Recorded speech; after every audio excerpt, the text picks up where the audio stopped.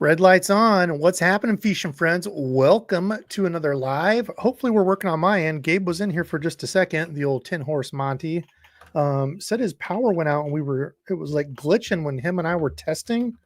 So I don't know. Everybody's gonna have to let me know. Am I okay? Am I clear? Sound okay?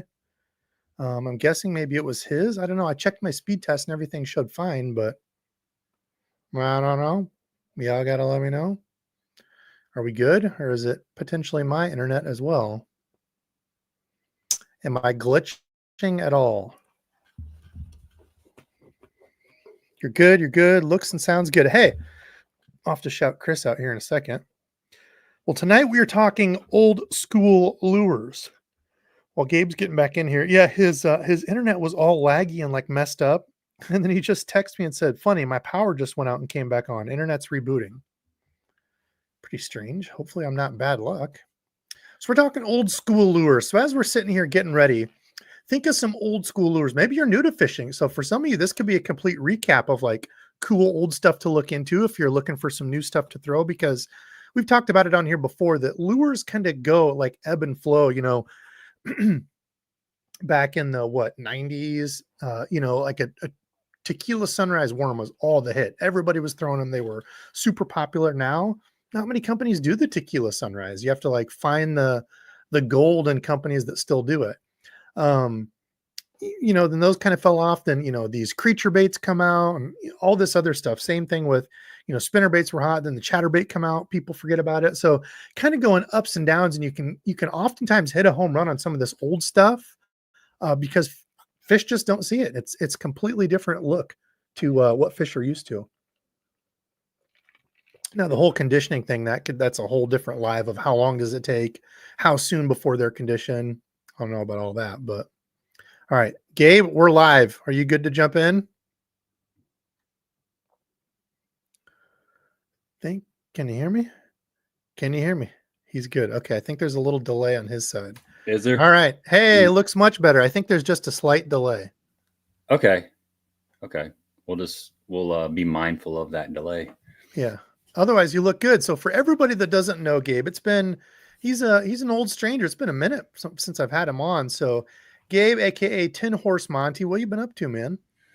Dude, nothing, man. Just working. Got home and we got like landscaping projects right now.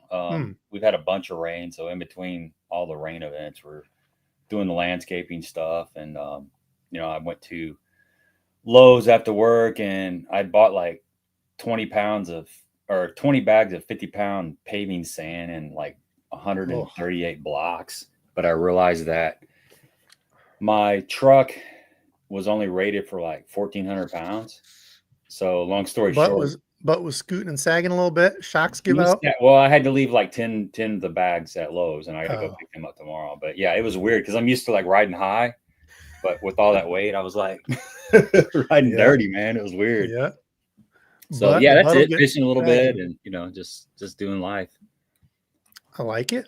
Yeah. So I know I wanted to have you on after I saw the check/card prize back there was one. I didn't get to talk to you after that happened. I congratulated you, dude. Yeah, that is sick. So did you keep it? And is that the new ride? Yeah, I got it, man. I actually picked it up last week. So I won the boat in October. For those of you that don't know, I fished the BFLs, the Major League Fishing BFLs, as a co-angler. Which, if anybody on here is interested in jumping into tournament fishing, that's a kind of a good place to start as a co-angler. It's a random draw with a boater. You don't have to have a boat. It's a lot more affordable. The entry fee is like $100, which is still a lot, but you don't have to pay for all the boating expenses and stuff. And you jump in a boat with somebody and you go fishing and you learn a lot. But I qualified for a regional down at Pickwick Lake. The top 12 fish. It's 2-day derby. Everybody fishes 2 days. Then the top 12 fish a third day. And then the top 6 of that get to fish for what's called the All-American, which it's a pretty big deal, man. It's really hard to get there. But I was just going down there with the hopes of maybe qualifying for the All-American. It's been a dream of mine. And, after 2 days, I was in like 5th place and went up to the dam below Pickwick. I drew a guy that knew the tailwaters really, really well.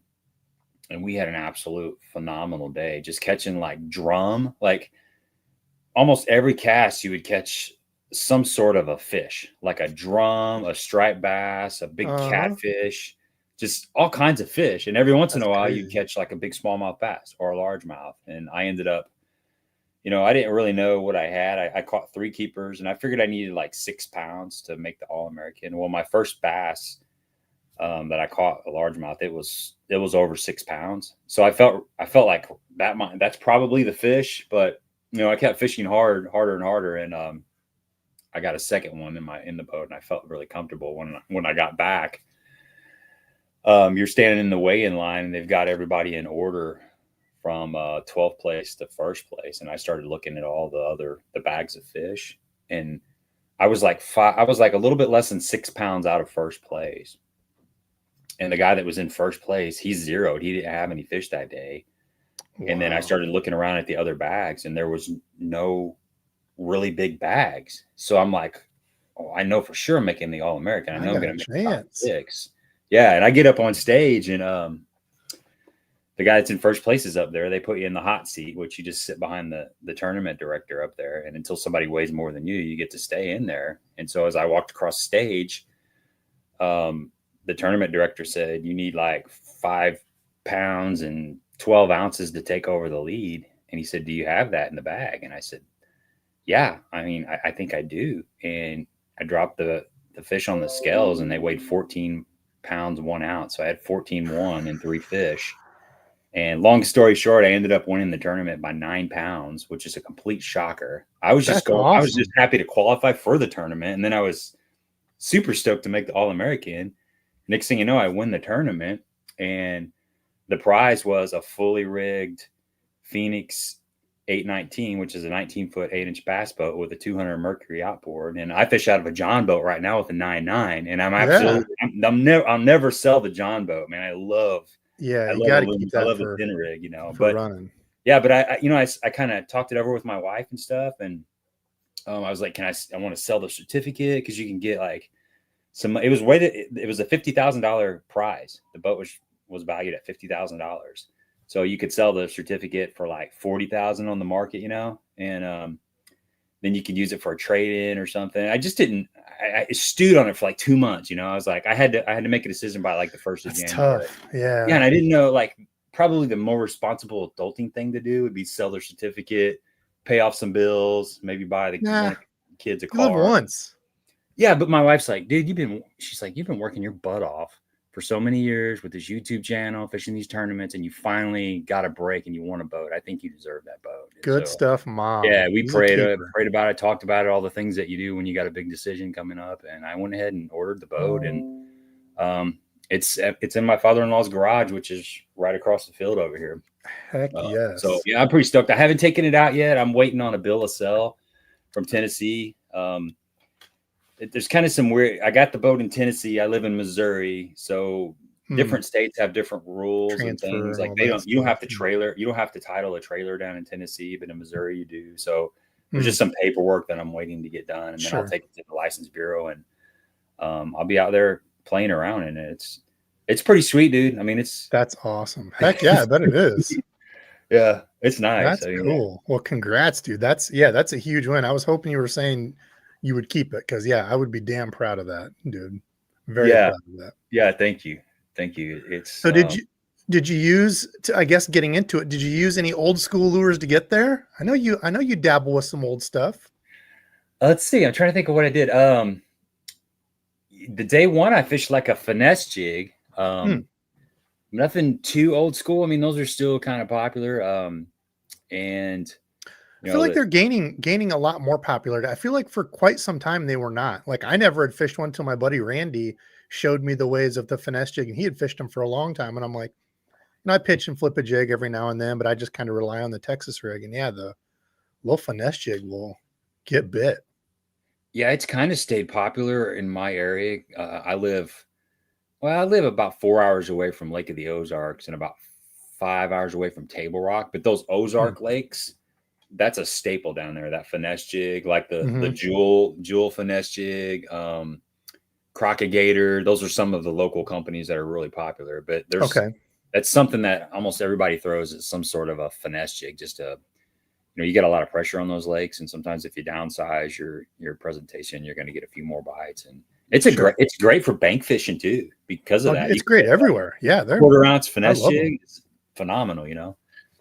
Get hung up a lot less than because that was always my thing. You tie on a 3/8 ounce or a 1/2 ounce jig and try it from the bank. It's like, well, yeah, you're probably getting snagged pretty soon here. Yeah, you're fishing uphill all the time. Yeah, you're just asking for it. Yeah, no, man. I actually went and dug out because when we were texting back and forth, we were talking about some of the old school baits that people don't. I'm not saying people don't throw them anymore, but they're not like. You're not going to see them advertised, on Facebook and stuff anymore. Yeah. They're just kind of even people. I mean, even people aren't throwing because, like, I know the one that actually made me get some when I saw your post was the old Storm chug bug. Yeah, the old chug bug, dude. Right here, brother. I used to have a couple of those. I was like, dude, I haven't thrown those in forever. Now, who makes them now? Is it still Storm? It's still Storm. I'm pretty sure. Yeah, this is a killer topwater bait, and it lay dormant in my tackle box until about 3 years ago. My buddy Dave Halm lives over in Illinois. I do most of my fishing in Illinois. I live in Missouri, but I'm right on the Mississippi River. I'm about 100 miles south of St. Louis. So most of my fishing is about an hour away in southern Illinois, near Carbondale. It's probably one of the bigger cities over there. But he lives in that area, and he sent me some pictures several years ago. And I'm like, dude, how'd you catch those fish? And he said a chug bug. And so I dug out my chug bugs, and I got several of them. And I actually went and purchased some new ones. And it's one of my go-to topwater baits because it's long like a spook kind of, but yet it's got that, it's got that. Right. It's got that popping lip on it. It's like it's like the old school version of like the Lucky Craft gunfish. Yeah. And it's flat. So it walks, you can walk it really good, or you can snap it and it pops, and it's got it's made out of a different kind of plastic. It's kind of that old school sounding plastic. It's got a different rattle to it. Kind of mic down here. But man, it's got the Flashaboo tail on there, which I'm a fan of some sort of feathered type tail, and it sits like this. This is another thing. As I've been fishing the last couple of years, I've been paying attention to how it sits in the water, but it sits like this. So here's your water surface. It sits like that. So those fish that just come up and they don't really want to come all the way out, a lot of times this is your bite. It just kind of goes down. They get that back hook, and it's pretty cool. I had a phenomenal day. It'll be coming out in a video here before too long, but it was just like last week where the fish were up really shallow. It was kind of one of those rainy, cloudy type of days, and they're on bluegill. They're on bluegill beds right now. I mean, there's a bluegill spawn going on right now, and the bass are eating a lot of bluegill. Push them up shallow.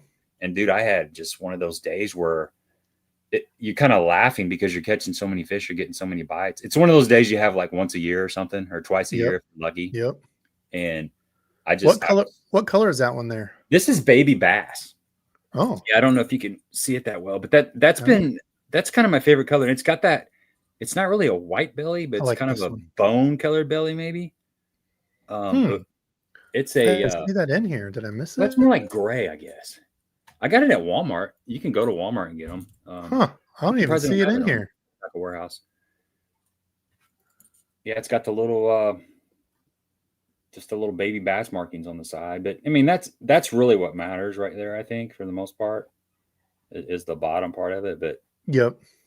I mean, like on a frog or something, I'm a firm believer. It's mainly about that bottom. Maybe the sides just slightly, but. Yeah, that's what I think too. Yeah, especially on a walking bait, something where they're getting a shot at it while it's like kicking. Yeah, maybe the sides, but even a bright color for the top, just so you can see it, because they're not getting a look at it. So that's what I like with a frog. If I can find a frog that's got like a bright yellow spot on the top of it, you can really see it from a long distance. Because you get out there in those mats and in the lily pads, and your frog just kind of disappears. Unless you got a bright white one, but I fish a black frog a lot, or a brown frog. Same. Yep. I fish a black frog like 90% of the time. I'm making myself throw a white one more this year. I threw a white one, last weekend. I had a really good day on it. So yeah, I need to mess with it more, but yeah, for sure. Black is like, it's just silhouette. Doesn't matter if it's cloudy, sunny, Doesn't Yeah. matter. Just as a little silhouette of something up there. White's really good at dark. I did really good in a lot of tournaments throwing a white frog. See, I It's would the have thought opposite of what opposite, you like an think. all black. Yeah, it's opposite of what you think. Next time you're out and it's close to dark, throw a white one and see if it makes a difference. I've had really good luck with a white one. Yeah, even when I've been throwing a black one, I'll switch like the last 30 minutes of the day. I'll put a white frog on, and I catch a lot of fish on the white. Interesting. And I do need to, I'm sorry, I completely forgot to thank everybody, of course, that has joined. All of the members, people giving extra money out of their pockets every month to help support me. Appreciate the heck out of y'all. I do also see another good cat in here. Hella. What's up, Rich? Couple school dues. Yeah, I do like some old school fishing, brother. You like the old school stuff too. You're in good company here. Let's see. William, I wanted to highlight because I actually just bought some of these, William. The Sluggo, absolutely. The old jerk bait / stick bait before the Cinco was cool. Absolutely. I use like the smaller, like 4 or 5 inch ones. I don't remember. They've got huge. I bought some, but they've got like real big ones. I don't remember if those were always a thing, but pretty cool to get some big ones of those. Let's see. Somebody else had another one. We'll get to it. Okay, so Gabe gave his. Well, I guess I kind of coaxed you into that one because you made me buy some. Oh, and the reason why I especially grabbed a couple was to do a little kind of BFS downsize. They do a 2.5 inch, which I didn't even know they made. I didn't know that either. Yeah, so I bought a couple of these little 2.5 inch ones to throw on like a BFS. Should be a lot of fun. That's what I did today. Threw a bunch of BFS. It was a lot of fun. Are you throwing on that BFS? What's the length of your rod? Like 7-footer? Yep. Okay. Yeah, I think 6'10" is one, 7 foot is one. I think I have like a 7'3". So they all just kind of depend. And I'm not like into as long as I've like talked about BFS or any of that. At first I thought it was kind of stupid. Then I was like, well, I can see throwing downsized bass stuff on it, but I'm not into the whole like I'm going to throw a 1/87th ounce micro jig on. Like I could care less about any of that. But like today I was throwing a little 1/8 ounce spinnerbait, like a little Pond Magic spinnerbait. Great day, awesome day, 6-pound line and BFS. I was only catching like 1.5-pounders, but then they all feel like 3-pounders. So it was a blast. Yeah, I do a lot. I fish with a spinning rod. Like same thing. Yep, throw your ultralight spinning.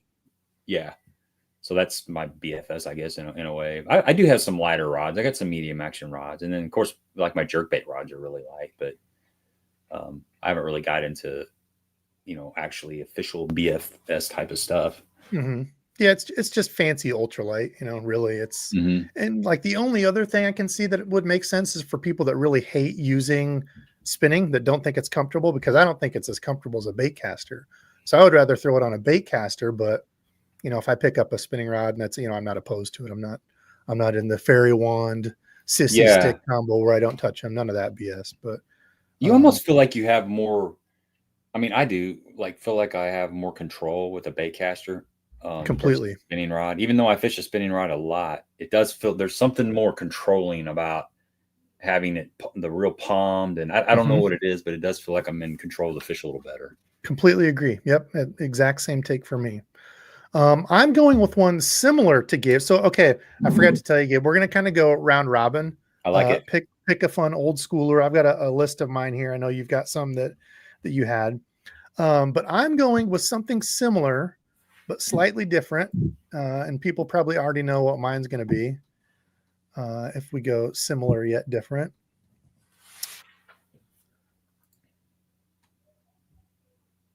We're going to go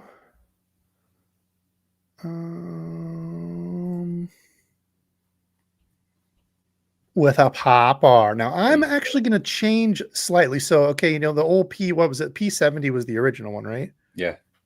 Just the regular size. I think the 71 was the newer one.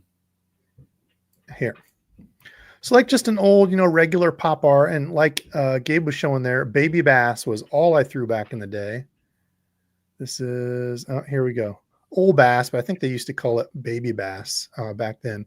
Little poppers. So they've got the small standard Magnum. So this would give I think what 2.5 was the old one, if I remember right. I think that's the standard. Yeah, the popper. Yeah. Just this regular popper. 1/4 ounce. So I've actually really, really been liking the P71. So this was an old one they used to make. It stopped making it. Well, it was actually it was P something. I think it had a different name. I forget. We'd have to get Patrick on to talk about that. But it was an old version. Maybe it was the P71 and they brought it back. But anyway, it's a larger size. So I think this is a 3.23 inch. Okay, 3-inch even, 9/16. And it's got a little bit bigger mouth. So like if you want to really slow bloop around stuff, almost like another big mouthed popper that we'll probably talk about. You want to slow bloop it, or you can walk it because it's a little bit larger. I have really, really liked this one. And don't be, just because it's a larger size, you're not going to get, bites and stuff. I've caught plenty of 1-pound dinks on this. So yeah, I've really, really liked the P71 a lot. Patrick's here. There he is. Oh, of the old P70. Okay, that's what it was. There we go. Patrick in the house. Yeah, that's what I was thinking. That the 71 was a remake of the 70. So what was the original then, Patrick? Just the regular Popar. It might have been the P70. I'm not sure.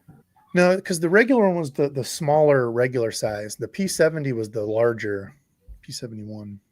Okay, yeah, it might have just been the Pop R. Just yeah. I mean, I think I have one that Zell Rowland had. I mean, he's the guy that kind of made it famous. He'd take them and shave them down and do all kinds of like hacks on the Pop R. I'm pretty sure he came out with his own signature model, and he did. That had signature. Yeah, I've got some somewhere. I've got some KVD Rogues. I think it was. I know I have a Mark Menendez signed Rogue somewhere. P60. There you go. Okay, Gabe. I need to know that stuff. What are you going for? Next old school lure that's cool and you can throw it and catch fish. Well, I got a couple more topwater-esque type lures, so we can stay on that, or we can switch it up, dude. Whatever. Okay. Here's one that, man, one day I was fishing. I used to fish in a bass club. It was a 9.9 bass club. It was just a small John boat. Everybody had 9.9 motors or less. We had I think our heydays we had 15 members, but most of the time it was like less than 10. And we'd fish we always fish on Sundays, and they were just group of guys that got together. Well, one day I was struggling and I dug around in my box and I found this guy right here. Oh, dude, that is on my list too. That's a skitter pop, right? Yes, sir. The old Rapala skitter pop. And it is, dude, you talked about the Popar and we talked about the chug bug, but this one right here it's got a different action. And that's something it's so subtle.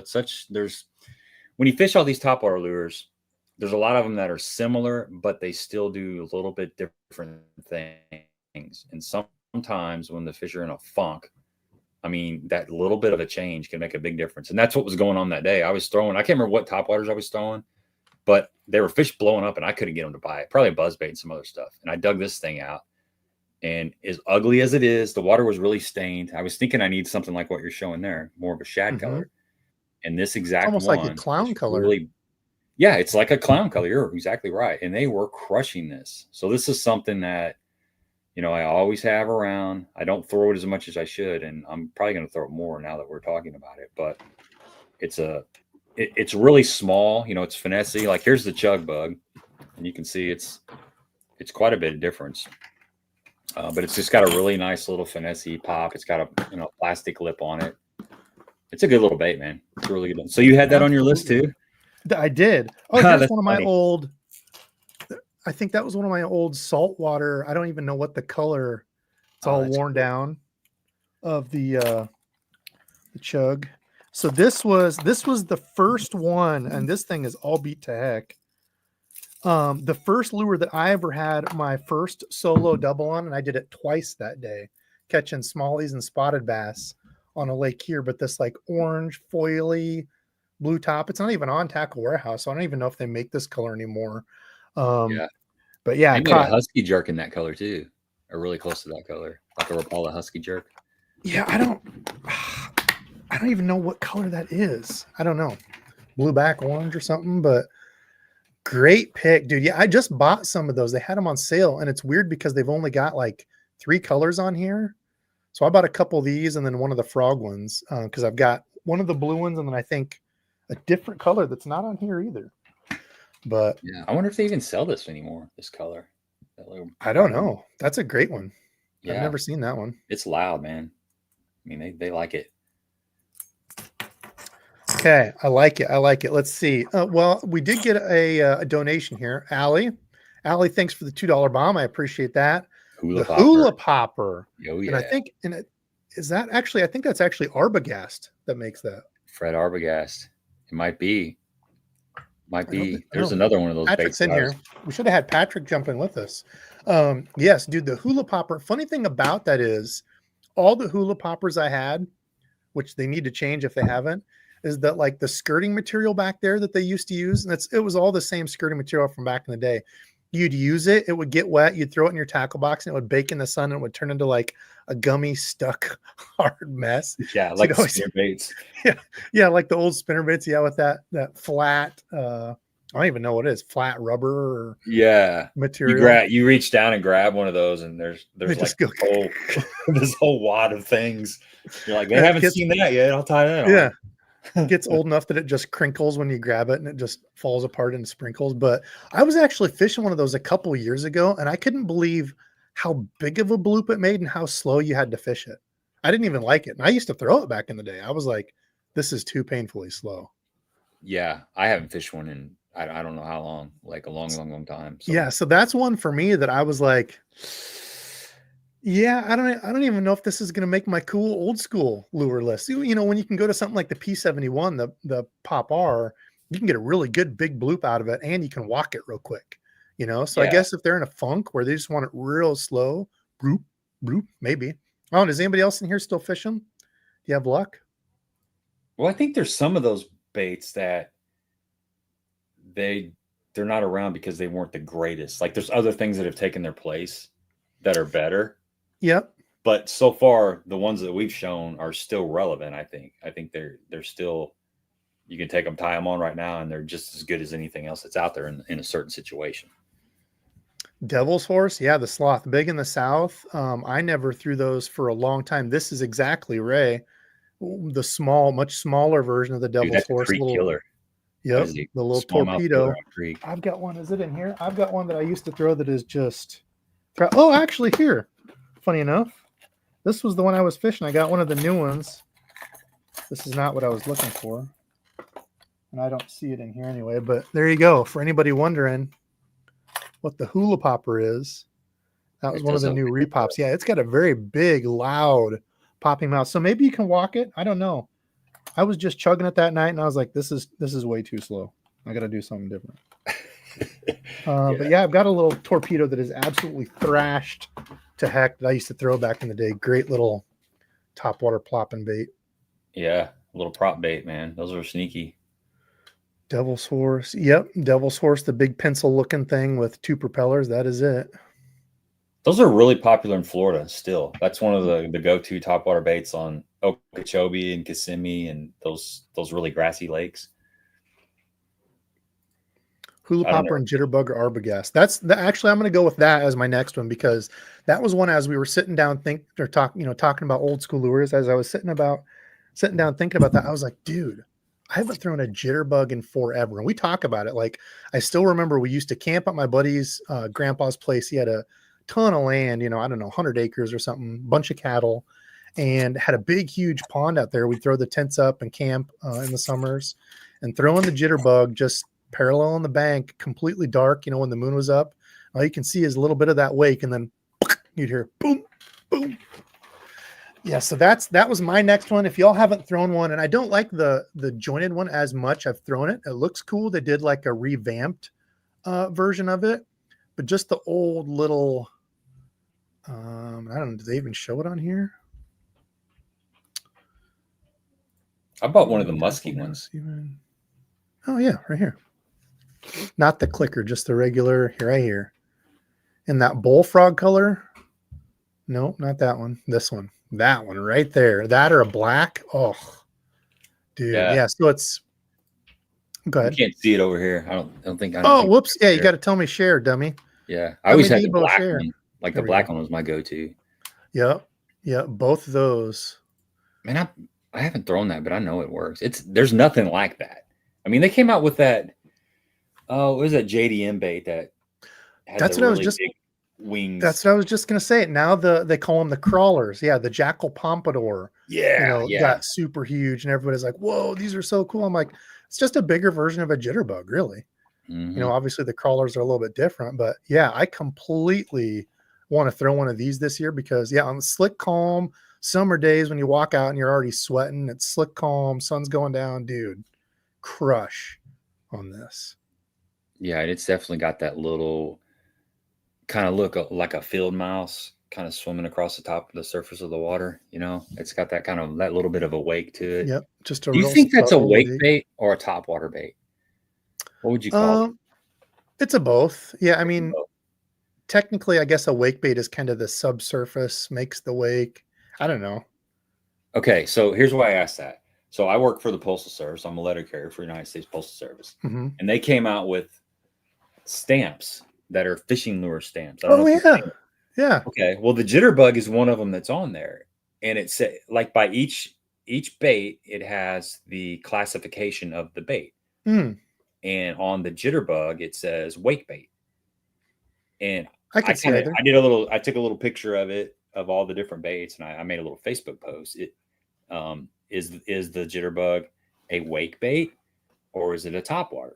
Because it kind of is both, but traditionally I think of a topwater as something that mainly stays on top, where a wake bait is like a small crankbait where the bill's almost vertical and it just kind of goes down underneath the water like 6 inches, like a man's 1- or something. I consider that like a wake bait. Wake bait. Yep, that's But what I would too. but I guess it's really both. We kind of This got isn't like mixed the more reviews. literal version of like it's a topwater bait that just makes a wake Makes a wake. there. Yeah, you're right. Yeah. So I don't know. If Patrick's still in here, he can probably give us the down low. I mean, it says jitterbug wake baits right there on the title. Yeah, Yeah. it's a both a topwater wake and fish catcher. So I guess the U.S. Postal Service got it right for once. I'll accept both answers. Both answers work. I agree. Yeah, jitterbug at sunset in the 90s. Dude, that was exactly it. That Mm, was exactly the deal. hmm. I've not tried any of the other ones. The XL, yeah, I've only got a couple of the old originals. But I've not tried, like you said, the muskie or some of these other ones. What would be the perfect song for that scenario? In the For what? 90s, throwing a jitterbug at sunset.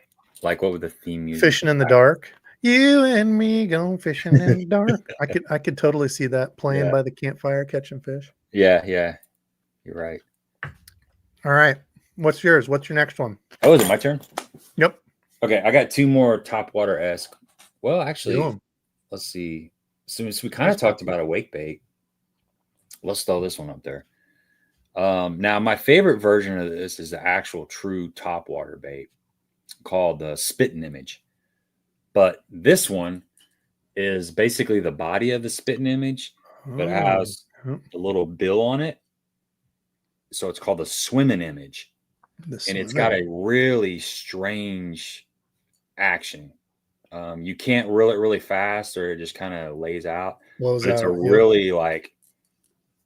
really strange bait. And there was on one of the lakes around here, this little bait caught fire, which happens on certain bodies of water. There'll be just a little time period where people start doing really good in tournaments and having really good days on a certain bait. And this was one of them back in I can't even remember what it was. I want to say the 90s or something, whenever it came out. There's like a 2-year period where these were like the juice. And then of course the spitting image is the topwater version of it. And it's still a really good topwater bait today. It's just got a different action and I mean, that's a shad profile. It looks just like a shad when it's laying on top of the water, but this is kind of a wake style topwater bait, I guess you would call it. Yep. And it's still relevant today. I don't know if I've got a few of those. They still make this one, the swimming image, but I'm not sure if they do or not. Because that's the Excalibur one, right? I've got some of those old ones that have the Bill Dance signature on those. Boom, dude. Yeah. Yes. There you go. There it is. It's been in the box. Dude. Yeah. So yeah, those are actually now part of LureNet. So under the Pradco I guess. So Yeah, this is Hedden, I Excalibur. think is what, yeah, the old Excalibur ones. Yep. Yep. Signed by Bill. Patrick actually could probably tell us about those too, because now they've got the spitting, or wait, is it spitting? Spitting image, which is like the plopper they just did.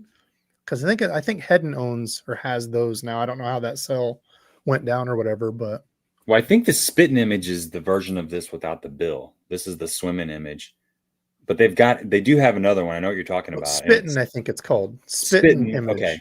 Yeah, yeah, is the new one they put out, like a plopper, like a whopper plopper. Spinning, there we go. Gosh darn it, get your stuff right. Spinning spitting image is what it's image. Yeah, called.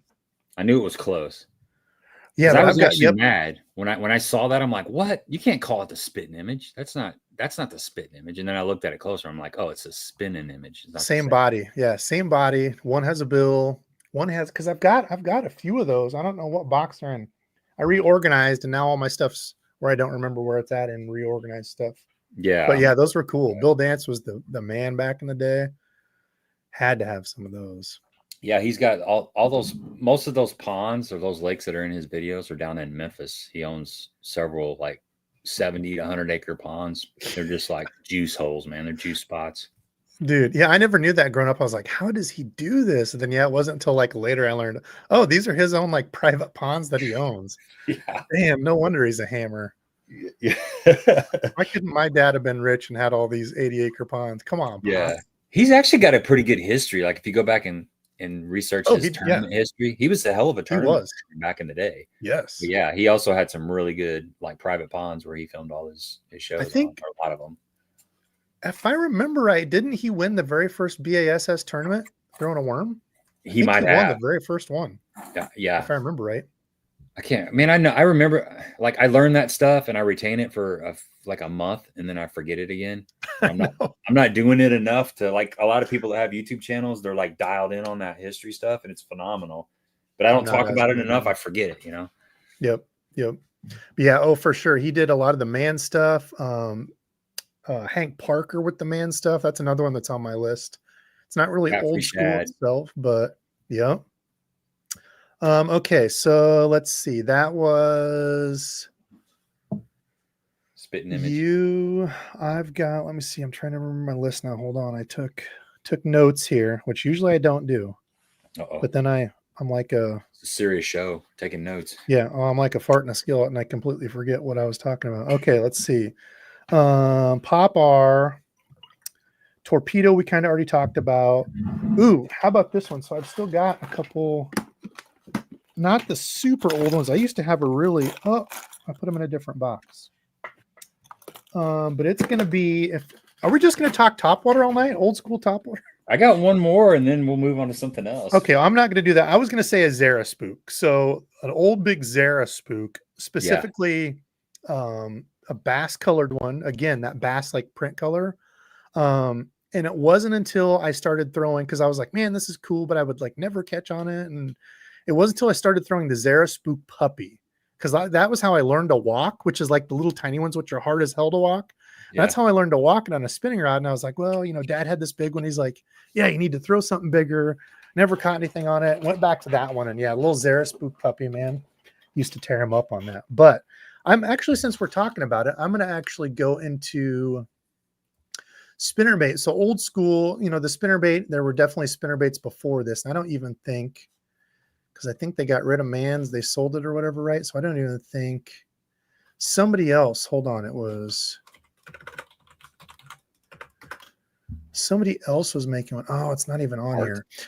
Well, it was going to be the Hank Parker Mans spinnerbait, and the specific reason, I'll have to find you a picture here. If I had my box, I could just show you, but it's way over there in the corner. These are not Hank Parker spinnerbaits. This is one, but that's a crap picture. Hold on, I'll just grab one. I've got one over here on the wall. I had to redo my fishing cave because I got a few new windows, but we had three windows pop between this winter and last. The outside dual layer popped, so we had to get 3 new windows, which is costly. Just from what, like the code and moisture and expansion and all that. They were apparently, when they were put in, I guess they think that they weren't put in 100% straight. So if they're just a little bit like cockeyed, and when they expand and contract, they don't go the normal way of just like in out. It's like at an angle, and Oh, one of them can pop. So that's what they think. I don't know if that's the case or not, but there was a ton of draft coming in on the ones that pop. So it's got to have something to do with it. I don't know. But here, hold on. yeah, that Zara puppy, man. We on smallmouth rivers. I used to wade all the time in these rivers, and that Zara puppy, and then the little rebel crawl, which is like a really small. It looked just like a crawfish. Those were like the two to have, the little baby Zara puppy and the little rebel crawfish on a creek for smallmouth on like 6-pound test with a little ultralight. I just park my truck and start walking and just wade for hours and hours and just throw those two baits all day long and catch smallmouth and like goggle eye and perch and just whatever would bite. It was a blast. I don't know how well this is going to show, but do you see that? One of my old school favorites that you don't see people The doing. line tie like that? Yeah. Yeah. It's a twisted, closed, round line tie that mans used to do. You could always tell the mans by the eye, the painted on eye with the orange and the red. All the mans had that, but twisted round tie. So instead of having an R bend, like something like this is a Battle Baits. He makes some beautiful stuff. That's a purple chartreuse, but like all the ones we see now that are this R bend where they bend it, it was twisted. So a closed circle. So sometimes, on these where your line will accidentally, run down one side or the other on the spinnerbait, Manzi never had that problem. So yeah, that keeps that arm from straightening out as much too. Crocagator is a company around here locally, and they make the head knocker buzz bait. I bought those buzz baits because of you. Yeah, when you were talking about those. Yeah, and it's got that kind of line tie on it. It's a it? wrapped line tie. It doesn't have an R bend to it, which is nice.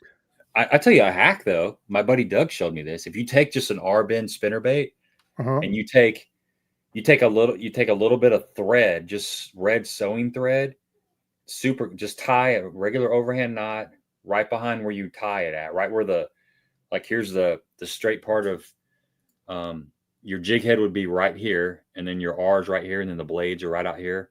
Right here where you would tie at, wrap thread around that, super glue it, tie it tight, super glue it, and it keeps it's the same thing as a twist wrap. Yeah, I've heard of people doing like rubber bands there and stuff too, like a whole bunch of different things you can do. Yeah, but it keeps that arm from bending out when you swing a fish, because over time that's a weak spot. You're right. Yep, exactly that same thing. Twist it. Yep, that's exactly what I was trying to show on the Hank Parker spinner. Yeah, good call. Yeah, these are sweet little buzz baits. Yeah, they're really popular around here. I mean, because one thing that happens if you tie like a Palomar knot, a lot of times when you're throwing a bait that's got that R bend, sometimes it'll slide down. Slide down. It's annoying. It'll slide all the way down until it hits the actual jig head, and you're like, crap. Yep. But yeah, when you cast it, you don't have that problem. Yep. So that was not necessarily an old school lure, but an old school thing that I don't remember any other spinnerbaits having it back in the day. And that was something that Dad and I had talked about. I was like, yeah, it's close too. He's like, oh yeah, damn. Never noticed that. So okay, I got a legend. Hold on here. I gotta congratulate Chris, my buddy Chris that I go out kayak fishing with, who loves to measure fish, fished his second kayak tournament today and got second place.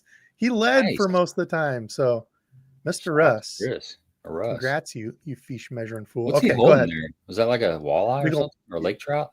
Muskie, yeah. Muskie. Okay, I couldn't really tell. Yeah, nice, toothy critters. Yep. Those things make me nervous. Okay, so man, this is one that got me. This may have been one of my first lures ever. Like big boy lures, not a rooster tail or a crappie jig, but like the original. Floating Rapala minnow in this color, this gold with a black back. This sucker is deadly, and this still works. It's painfully slow to fish because I actually Bill Lewis, the scope stick, they make a floating version which is a lot heavier, because this thing's balsa. It's super light. You almost got to throw it on a spinning rod. This is a newer model that's heavy. So I took this bait out the other day, Because right now, like I said earlier, a lot of fish are up shallow and they're around bluegill beds and stuff. But man, to fish this thing properly, it's tediously slow. So, throwing it out, they say on the package to throw it out and let the water displacement rings settle down and then twitch it a couple times. Well, I mean, it can literally take like 3 minutes to get the cast back in if you do it like that. It works. If there's a fish around, there's a pretty good chance that he's going to come up and grab it, especially if they're on beds. If you throw this thing out a couple, like 5 feet past the bed and just slowly work it towards the bed and just let it sit there and twitch it, because it doesn't go forward horizontally too much. It kind of just goes down and pops right back up. So you can just work it almost in place. And it's got such a natural like displacement ring. I don't know what the wording is for it, but it's got a nice, really non-invasive action. But it's something that you don't hear about a floating minnow at all anymore. Really, any floating jerk baits. You hear people talk about jerk baits as suspending or sinking. But yeah, dude, when the grass was just growing up early spring, we used to throw those. I had a little bright orange one, like the 3.5 or 4 inch, whatever they were. Yeah. But they make like a 2-hook and a 3-hook version. Yep. Yeah, it was the 2-hook, whatever the small, it must be like 3-inch, the 2-hook little 3-inch one. Yeah, those dude, because you can hit it to the grass, and unlike a sinking or suspending or whatever, you're not sitting in it. You can just barely hit it and then let it go. Yeah, and it's so buoyant that it doesn't bog down in the grass. Mm-hmm. You can almost actually hit the grass, and it, like you said, it's going to back out and come back. It wants to come back to the top, which is one of the beautiful things about it. But to fish it properly, I mean, you can throw it out and just reel it in, and it's got it. It really has this going on a lot more than most baits because it's so light, and you can catch fish doing that. But one of the most deadly ways to do it is to fish it really, really slow. I won a tournament years ago on Duck Creek, which is it's like a 2,000 acre duck hunting pool that they flood in the wintertime for the duck hunters, but it always has water in it. It's got cypress trees out in the middle, and the fish will spawn on those cypress trees and those cypress knees. And I caught some really big fish throwing that rapala up underneath those overhanging cypress branches and just twitching it and just letting it sit right next to those cypress trees, and they'll just come up and swirl on it because they can't stand it. That's dead sticking. I know we're not specifically talking about techniques or styles, but dead sticking a bait is something that the fish don't hardly see anymore because we're always in such a hurry. If you can throw something out like a popper or that floating minnow or a Cinco or a wacky rig and throw it out, if you're around fish and actually let it sit for as long as you can stand it, you'd be amazed at how many fish you can catch. It's really hard to do, but they're so used to seeing something moving, sitting for 1 second, 2 seconds, moving again, sitting for 2 seconds. I mean, if we're fishing slow in our head, it's like letting something sit for like 3 or 4 seconds. Yeah. You cast out, you move it, 1,001, 1,002, 1,003, 1,004, pop it. That's kind of a long wait for most of us. If you can increase that to like 10 seconds or 15 seconds, you get a lot more bites because fish are like, they know what's in their environment.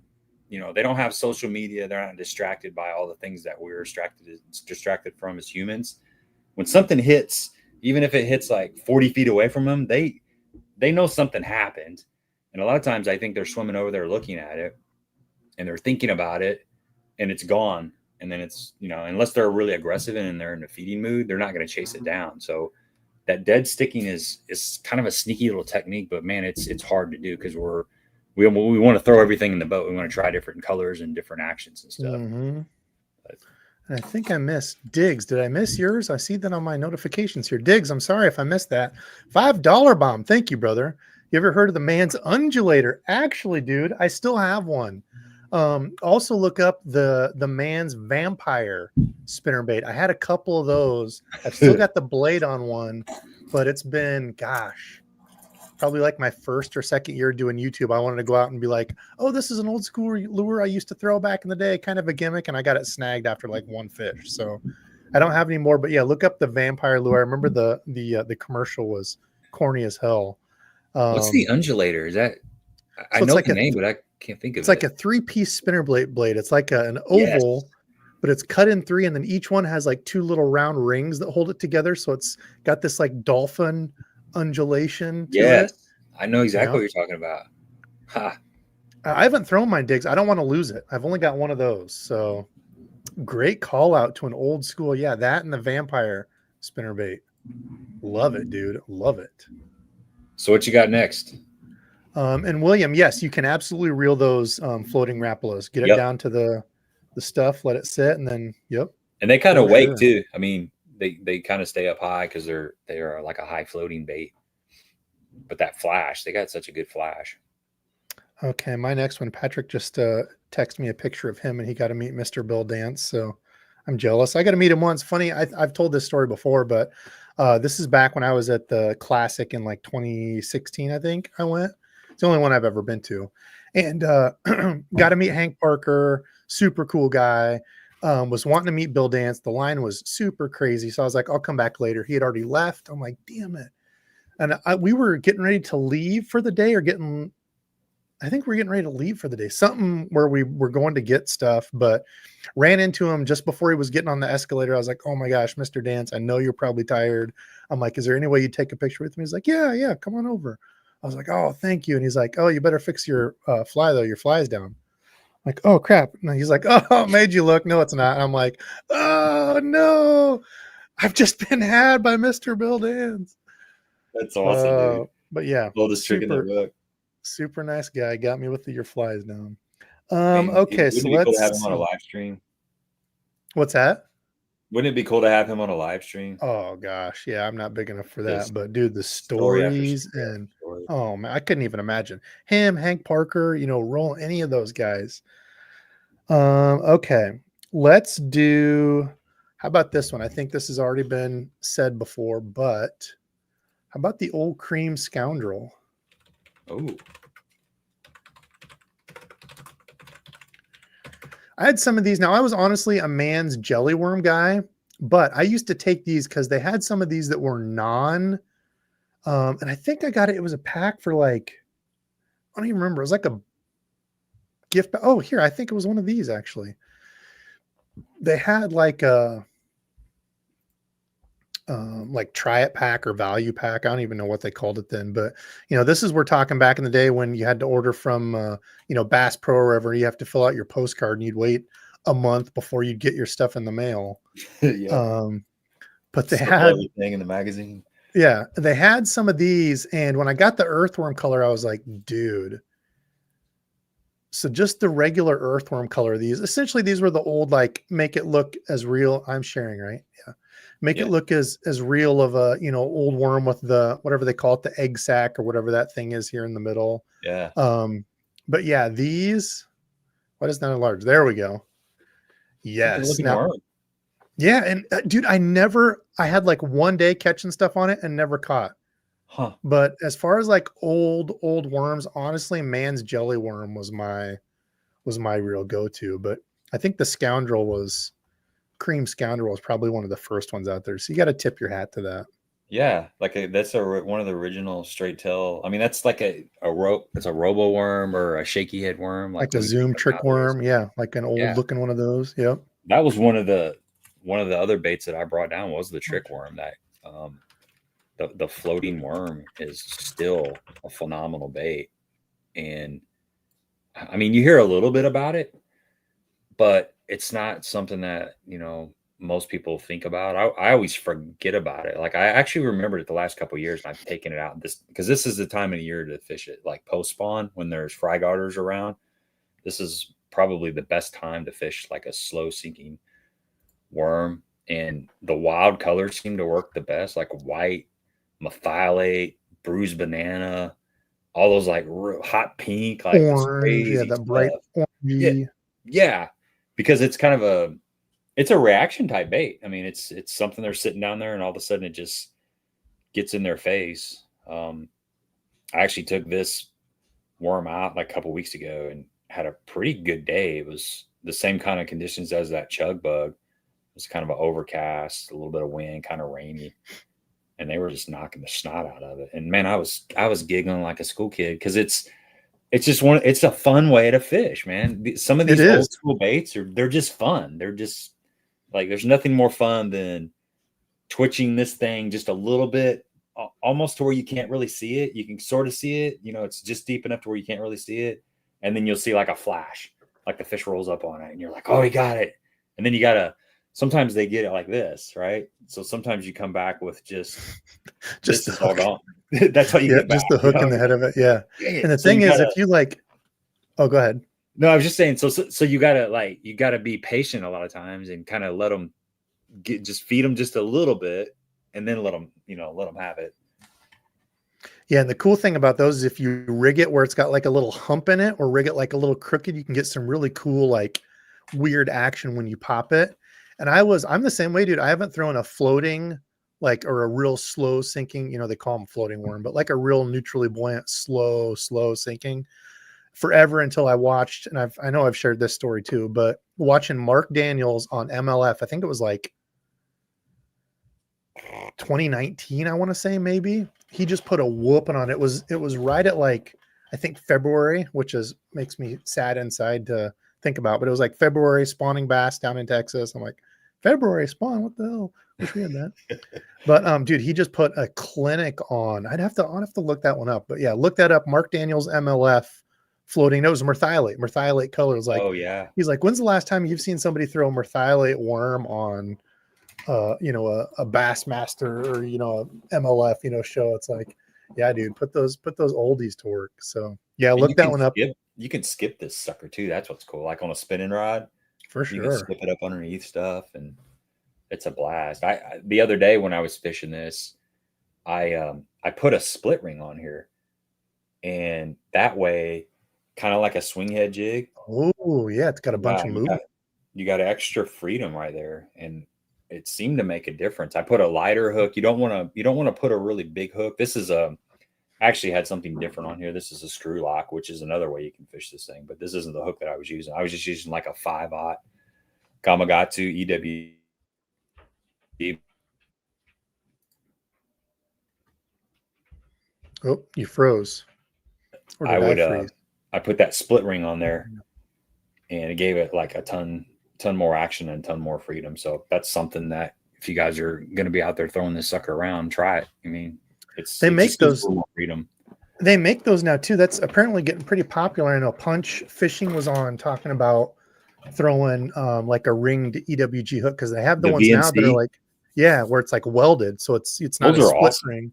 Yeah, I haven't messed with them yet. I picked up a couple packs. I don't know where they're at, but that's a great hook for Carolina rig too. I started using those a couple years ago on Carolina rig because it really gives your bait. Sure. And that actually VMC, that ringed hook, it's got a really good bend, like the notch that holds your worm on the hook. It's kind of an exaggerated bend. It really keeps your worm or your creature bait from sliding down the hook.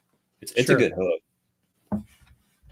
Allie gifted some Fishin memberships. Thanks for the gift. I appreciate that. And I think, actually, I should probably log, because we're in May. I'll have to check here in a little bit. I can give out some free gifts. I forget to do those. Okay, so I said that's what I was going to show you guys here real quick, was the jelly worm, just in case anybody had what is it here? Sovereign Super Baits. This is like UK. I don't even know what the hell this is, but good pictures here they actually show of it. So the blue, funny enough, the two that I had the best luck on were motor oil and then this stupid blue firetail. Yeah, I was going to bring the firetail up. I was going to bring it up. I don't know why, but yeah, just the regular motor oil makes sense. It's just brown. It's got like kind of a greenish hue when you hit the sun. But see, I wasn't even in the purple back then. I wasn't big into the purple chartreuse.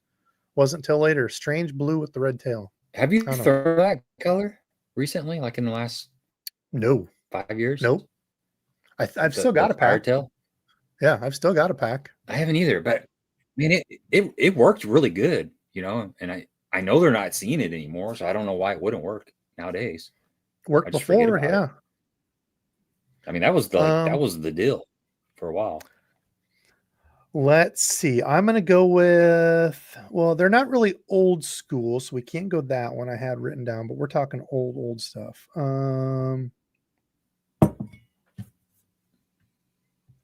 let's see. We've covered most of the ones I had. I was going to say, just for like old school sake, a rattle trap, right? Because that was one of the first lipless I ever just threw and absolutely crushed on, and gained confidence in something like that. What's your go-to color on that? Back in the day, it was just the chrome. That's all I ever threw. Blue back or Chrome. white or solid chrome? Just the regular solid chrome. Okay. Yep. Yeah. And it was, I like the blue. I think the sizes have changed, because the one I've still got a couple from way back when, and they're not as big as a half ounce, but they're bigger than the quarter. So I don't know if somewhere the shape changed, or maybe I'm just dreaming that, but I swear when I picked up a half ounce, I'm like, yeah, the ones I've got are a little bit smaller than this. So yeah, I don't know, but I could be dreaming that. Let's see. I think those are my big ones. Oh, okay. Next one. Sorry. Lazy Ike. So the Lazy Ike was a cool one, because I didn't realize this until more recently. These were just made like an hour and a half from where I live, down in Davenport, Iowa. Huh. Other people probably know them as, which I had never even heard of these, but a flatfish is what other people call them. There must have been another company that made them, but this was a cool one because it's like this little round, weird looking. Let's find one. Oh, Yarmulke bait flatfish is what the other one was. So we called him a Lazy Ike here in Iowa. I guess that's why. Yeah, I always called him a Lazy Ike too. Let me present. And I don't know if Yarmulke was the ones that made them then, but so this is the flatfish. And I think the Lazy Ike was not as exaggerated of a flat nose. I think the nose was just a little bit different on the Lazy Ike, but yeah, this thing. So you'd cast it out, reel it in. It's just like a little crankbait, but it's got this weird C-shaped body to it. The flat nose. Yeah, the Lazy Ike was not that flat. Let me see if I can find a picture of one of those. Because I want to say it was more rounded. Man, does anybody fit? That's such a.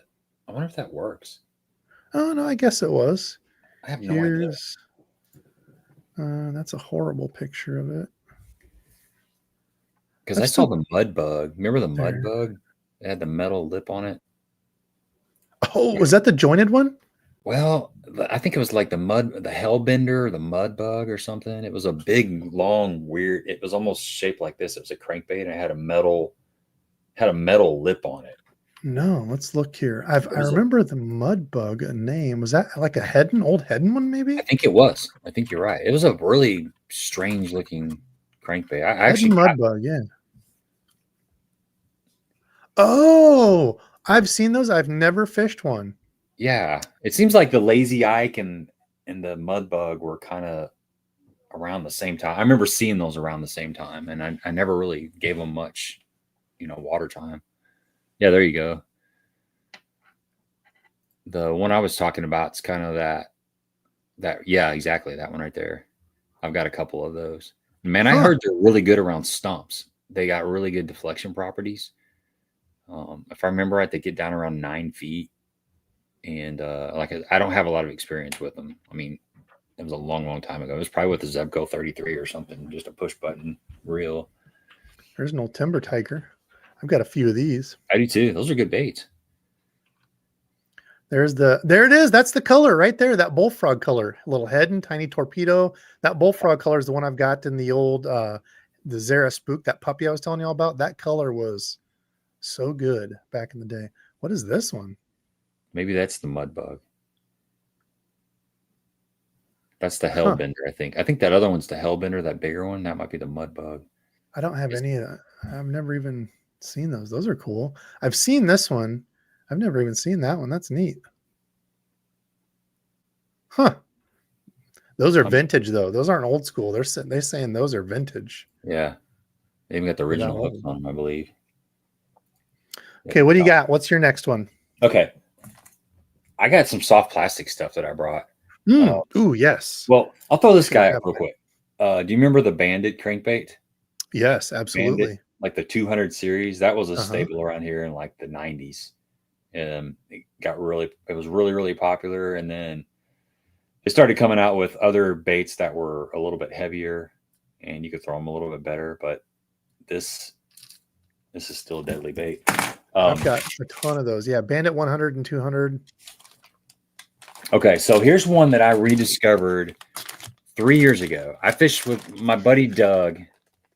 He's a legend on Wapapella Lake, which is a pretty popular lake about an hour and a half from here. It's got a river system. It's a shallow water fishery, and we were fishing a place over in Southern Illinois that was flooded, and I was flipping like a beaver, and I was flipping a speed crawl. The bite was really, really tough, and he's in the back of my John boat, and he's flipping. We're flipping a lily pad and just shallow whatever comes our way. There's a lot of laydowns and stuff, and he's catching fish like behind me. And the guy in the front of the boat's supposed to catch the most fish because they get the first crack at him, right? Well, he's kicking my butt out of the back of the boat, and he's kind of giggling. I'm like, man, dude, what are you throwing? And this is what he was Give up the juice. This is a Jean LaRue salt crawl, and it's like nothing. Yeah. It's a nothing bait. I mean, it's like flat, and it just doesn't have any. It doesn't have any like rage crawl type flippers or anything. Yeah, is Dustin kind of in here? Type Dustin body. knows about the salt craws. Yeah, and these are hard to find. Oddly enough, because after that day, he was having people still throw them a ton. Yeah. Yeah, but it's like the down low that people don't talk about. Because I used to throw like there was a Berkeley one or something that I used to throw, kind of same deal where it's like just these legs and it's not like great action or anything. It's like, how is this thing getting bit? But it was that same like worm craw profile. I think I've got. And I have no idea why they were working on that day. Because the water was like 2 inches of visibility. And you would think something with some flippers that was displacing some water, sure, or a tube or something that's got a big profile would have been the thing to throw, but that's not what they wanted. They wanted this thing right here. And as soon as I made him, I said, you're either going to give me one of those or I'm going to put you on the bank and you're going to have to make a 911 call. And he gave me one, and I started catching fish. So wow. I don't know why, but the salt crawl is still got a place in everybody's box nowadays. Yeah, I know they're on the down low. People still throw. I don't know if Dustin's in here. He said he still throws those. I know there's a few people that like keep it on the down low that still throw them. But yeah, I don't know what the deal is. If it's just the different like worm craw like look. Yeah, it's got kind of a floaty, like a floaty action. Mm-hmm. It's unique. It's got its own kind of action, but it's a good one. I've tracked some down. I mean, you can find them on eBay, but a lot of the good colors like Junebug, you can't find Junebug. I mean, it's really, really hard to find. You can find like the black with it's almost got the baby blue pinchers. Mm-hmm, the blue pinchers, yep. Yeah, or the maybe the chartreuse pinchers or lime pinchers. There's some of those out there, but Junebug's really hard to find. And it's Junebug's is one of my favorite colors. I can go through a couple more of the soft plastics if you want. Absolutely. Or you can go. Okay. Yes, go for it. I grabbed some of them as I was thinking of, and kind of on the same note is something that. Let's see if I got one open here. It's got similar action to the salt crawl, but it's a jig trailer, and most people have gone towards crawfish type jig trailers, but just a chunk. Like this big bite baits chunk, that's an underutilized jig trailer, and it's got a place. I think you brought this up. Yes. Or you can go old school pork. Yep. My buddy Ron, man, in the wintertime, he swears by that, and I've seen it work. I mean, I've been in the boat with him, and he's catching them on that pork. But yeah, just a chunk. This is it seems to really get good in the fall after the fish have been hammered a bunch. They like something just kind of like doesn't do nothing, just real subtle finesse type of action. But a chunk is just something that's overlooked, and it's still a really good jig trailer for sure. Allie, another $2 bomb. Allie, thank you for that. Thank you. My Sprite Zero here. Shout out to Allie. And then two more that I brought. And this isn't actually the brand. My buddy Jason Husky, he's got a company called H2. outdoors. He makes some soft plastic. He also owns Crocagator too, but he's making some really cool, really unique. Yeah, he just acquired the Crocagator not too long ago, but he's making some really cool plastic designs. And he brought back one that's, I think maybe you'll remember it. It's real similar to. Do you remember the zipper worm years and years ago? I've still got some, man. Yeah. So this is really close to the zipper worm, and this is that you can buy this today. I think Crocagator makes this bait now, and he swears by this thing. I haven't really given it a chance yet, but he's like, dude, next time you're out there fishing around the grass and it's tough and you're not catching them on the normal stuff, put this zipper worm on there and try it. And I think one of the cool things about it, as I was looking at this a little bit more, is those ribs. They give it a really big profile, so it's got a really big, look to it. But actually, the meat of it is just that center part. Mm-hmm. So it's just like the ring fry, like the old Lake Fork ring fries. Yeah. So it doesn't. That's awesome. I like that. It's not so girthy that your hook, like a tube. We have problems fishing a tube because it's so big. This looks big, but the actual part that the hook has to go through is not near as big as what the ribs are. Yeah, especially when you expose it, you can just barely put it in one of those little coils, and it's got just a tiny bit of plastic to come out of. Yes, and it's like the missile baits D-bomb. Yeah, same D-bomb kind of thought. Yep, same concept exactly. But that's awesome. I remember years ago I used to fish that kind of worm, that zipper worm. Yep. I've got those, and I've never been able to find out. I've also got some worms that have like little divots in them, like a golf ball. It's that all on the worm. Yeah. I don't know who made them or what they were, but I remember those used to tear it up too. I know what you're talking about. I had some of those. Some of that stuff's like bargain bin stuff. You just pick it up and you don't really know where you got it at. And then, okay, one more that we'll talk about is I've been fishing this quite a bit in the spring, and it's the big bite baits, like the tube crawl. People. I mean, a few people fish a tube, not as many as they used to. Those. But not that many people fish a tube crawl. Nope. And it's a really good high 40s, low 50s, kind of really heavy stain in the spring when you start getting some rain, some runoff. This can be a really good bait for whatever reason. This is I think it's called crawdad, the color. Yeah, it's called crawdad. So that's actually green pumpkin. Let me pull out the actual crawdad one. There you go. That looks more like crawdad. But it's got that orange and that green pumpkin to it. And so it's got the tube. Those. Yeah, it's a good bait. It's got a hard head. There's a little bit, like the first 1/4 inch of it is solid, so you can keep a hook in it. And then, if you flip it over, it's got 2 little crawfish pinchers, one on each side, and then it's got the traditional like tube tentacles on it. It's a bigger profile, and it's ringed, so it displaces a lot of water. And then the hook, you got to have a right hook for this. Their owner makes a hook. I think it's called the rigging hook. That's a really big, beefy, wide gap hook. That's that's extra belly on it. Yeah, that's the best hook that I found for these tube baits, because you'll miss a lot of fish on a tube if you don't have the right, hook.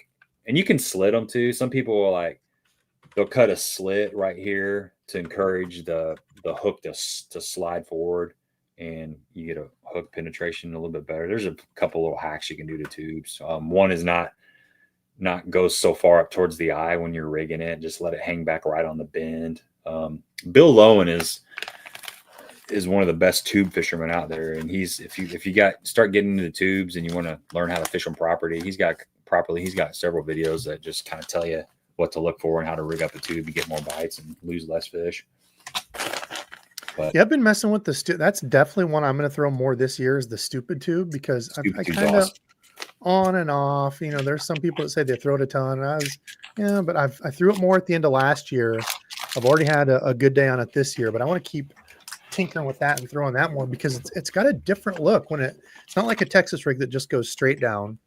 Different little look than a jig, with the plastic tentacly, things back there. But, you pop it, it's got this erratic pop and then this kind of spiral swirl, almost like a fluke. So just a really neat, different. And thing with the stupid tube, I fish a stupid tube quite a bit. versus the Texas rig tube. Like a Texas rig tube, you've got your weight on the front, and when it comes up to something, it has a tendency to just kind of slide over it, which is good around, standing timber and laydowns and stuff. But like a stupid tube, since the jig head is inside, the first thing that comes in contact with any kind of cover is that plastic.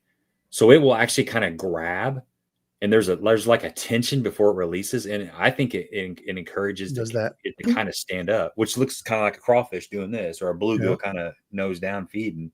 So you get kind of a little secondary action before it kind of makes its way over the piece of cover. And I think sometimes that's what they look for. It's just something a little bit different, like you said. And I've seen it make a really big difference. Like somebody's fishing a jig in the boat, and then you're fishing a stupid tube, and you're catching like 3 to 1 for whatever reason. I mean, I've seen it work both ways, but sure. It's another it's different. They're different thing to have in the arsenal. Patrick said they own the Lazy Ike as well. Dude, that's freaking awesome. They still making them? I want some new Lazy Ikes. That'd be a great video. That would be cool. I have a couple that are really old upstairs. Oh, right there. I need to bring back some of the Lazy Ikes back for the Bank and Creek kit. Dude, yes. In a custom color, old school Lazy Ike in the Bank and Creek. I was going to throw, so I did, I'm spilling the beans here. I did a Bank and Creek kit bag challenge only today. It was great. However, I left the rest of the bag at home. So I tied on, I think, 5 lures and then left the rest of the whole bag at home. So I do the unboxing out in the garage. I'm all excited to go, and I get out there, drive 40 minutes, and I'm like, oh crap. Well, at least I've got 5 of them rigged up and ready, but great day. The only thing I didn't get bit on was the lizard. So everything else crushed. Oh, anyway, the reason I was saying that is because you've got the hard caterpillar bait in there that I had never ever seen, the Rebel caterpillar thing that kind of reminded me of a Lazy Ike. So yeah, bring back the Lazy Ike. That little Rebel crawl is a creek killer, pond killer. Yeah, there's a little crawl in there, or a grasshopper, not the crawl. There's a grasshopper, and then like the horsefly thing in the bag I got. I wanted to throw those, but I have no doubt they would have got bit. There was one of the little tiny Rebel crankbaits. I don't even forget what those are. Rebel tiny crank. Is it the We Are? I don't know. The little tiny crankbait. That one was doing really well, but it was the spinnerbait, man. It was the Booyah Pond Magic spinnerbait. Absolutely crushed. And I think the reason why the green sunfish are spawning, caught 2 green sunfish that were over 10 inches. But when you look at the colors, it was a really, really bright.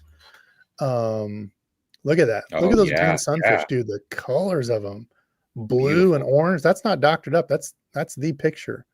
Bright orange and blue spawn colors. Very vibrant. Yeah, very, very vibrant. That pond magic's a good one. I've caught a lot of fish on that. Yeah. That little finesse spinnerbait. When it's tough, man, you can throw that thing around and get a bite. Oh, whoops. I have to present here. Okay, so mine for plastic, I did have the Sluggo. We already talked about that. The mosquito hog? One of mine was the mosquito hog, dude. These I forgot throw about it on that just like a little jig head. Holy smokes, man. These things would get crushed. There's also, I don't remember if it was Rebel or who made it. I was going to try to get it because I don't even remember what it's called, but it's like a little newt looking thing. So it looks like a little salamander, and it's got the red frills going out the side of it, a little plastic, and the back of it's like a curly tail. Yeah. We used to catch the hell out of them on those too, but the mosquito hawk was one I loved. They brought back, Strike King brought it back, one similar to it. I need to throw it again. I threw it once and didn't get any bites, but I forget what Strike King calls it. They call it the... they bring that out last year, the year before, maybe. Yeah, yep. It was an iCast deal. I was all excited and threw it once and I didn't get bites. I was like, well, damn it. I've been scammed by Strike King. They got me to buy some. But no, I think it was just the day. Let's see, what did they call it? Soft baits. How would they put it in a craw? I don't even know what. Here he is. Rage Hawk. There we go. Strike King's new version of the Rage Hawk. So similar to the old, I think, head nod to the Mosquito Hawk. But yeah, I think these are cool as heck. I need to throw them again. Little June bug action. Oh, yeah. It's a good looking bait. Yeah, they're neat. I need to tie one of those on again. But I think that's my list. I think between all of us, we've covered them. We're at an hour 20 here. Gosh, the time goes so quick. What else we got? Okay, fishing friends. I'm gonna call on y'all. What do we miss? What questions do you have for Gabe and myself? Gabe is an excellent fisherman. If y'all have questions for him, hit him up. He can give a different look, different thought to stuff we normally talk about. Check this out. I'll show you this one more thing here real quick. So this guy reached out to me, really nice guy. He's got this company called Real Fast Custom Baits. He said, "Can I send you some of my baits?" And I'm like, "Yeah, sure, whatever." And he sent me this thing, which is a really unique bait. So this section is solid, but then it's segmented right here. And it's got interesting flat. It's got a flat tail like that. So it's kind of a fluke style bait, but it's fluke jerk bait type. Is that how you fish it? Like a jerk bait, like pop, pop, pop? Yeah, I think that's. I bet that's got wild tail action to it. Yeah, and it comes with let's see. I thought he had eyes in some of these. I guess the eyes fell out. Yeah, here's some of them have eyes and some of them don't. But we get that eye on there. I mean, it's a really cool looking bait, man. I've only thrown it once the other day, and it wasn't like the time that they were biting this kind of stuff. But just a really cool little bait, something a little bit different, heavy and solid right in through here. So it's not going to tear up. It's got some, it's a pretty rigid plastic actually. So I think you can probably catch quite a few fish on this one certain bait, but just something different, just something a little bit different look. That's interesting. Yeah. I thought he did a really good job on it. I think it's his own, from what he said, it's like his own mold or his own design or whatever. But that's sweet. Real Fast Custom Baits. I don't know. I know you're big on like just kind of shouting out people that are making unique stuff. I thought I'd bring that up over here. Is he on like Tackle Warehouse? It's what is it called? It's Real Fast Custom Baits. Real Fast. I'm guessing he's probably not on here yet. And it is. Yeah, no, let's go look. Address right there. Wisconsin, I guess. Oh, well, I ain't buying any of those if he's a badger. Actually, a badger is not as bad as a cornhusker. So, where your fish at right now? Are they like in the middle of the spawn, or are you pre-spawn, post-spawn? Because you're way behind. They're Missouri, spawn. Right?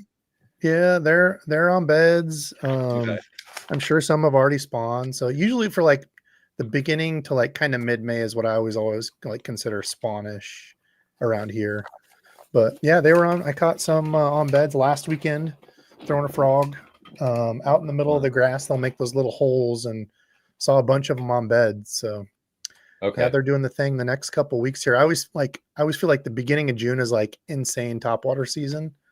So probably kind of that post spawn bite, I guess. But yeah, you're not too far behind us, really. I mean, yeah, because you said you're down by St. Louis, so you're probably like what, 5 hours south. So probably a week like or two, couple weeks. Yeah, behind. I mean, our first spawn is like in April, and then we get like a second spawn, in May. So most of our fish are like post spawn, but there's still some that are up there. There'll still be some in June that come, but our big spawn is like April and May. Yeah, it's kind of ours. I always feel like is like the beginning of May is like spawn time. Yeah. Dustin. Yeah. So Dustin said he sent you the link to the new salt craws. Apparently Pradco. I did see this. Pradco bought out Jean LaRue. So apparently they're bringing those back. So he said, sent you the link to the Junebug red salt craws, the new ones from Pradco. Thanks, man. I'll definitely check that out. Yeah, that's Dustin that I was talking about. He's a salt craw thrower. He's also a tube nerd. I appreciate some tube throwing. Paco just caught a 6-pound largemouth bass on that trailer for my chatterbait. Which one, Paco? I don't know which one, but congrats on the 6-pounder. I would love a 6-pounder right now. Let's see. Strike King, Rage Craws are oh yeah, dude, for sure, Kez. Rage Craws are OP. They are one of the best. Oh yeah, Rage Craws are a really good bait. I've been throwing that Yama crawl like Yamamoto Yamacraw. Hmm. That's been a really I good one haven't too. gotten any of those. It doesn't have as much action as like the Ray Craw. It's a little more finessey. I'm a big Sometimes fan of that's like good the though. crawl. Yeah, exactly. It's a good swim jig trailer. I've been having really good luck with that Hmm. Yamacraw, the 3-inch Yamacraw on a swim jig. It's just a little bit different. Some days it doesn't make a difference, but some days it does.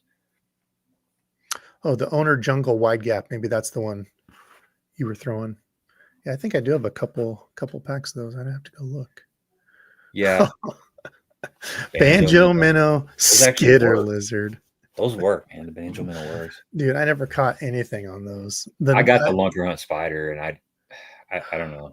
They got me on that. I think it was on its clearance, and I bought it, but I don't know, man. I never thrown it.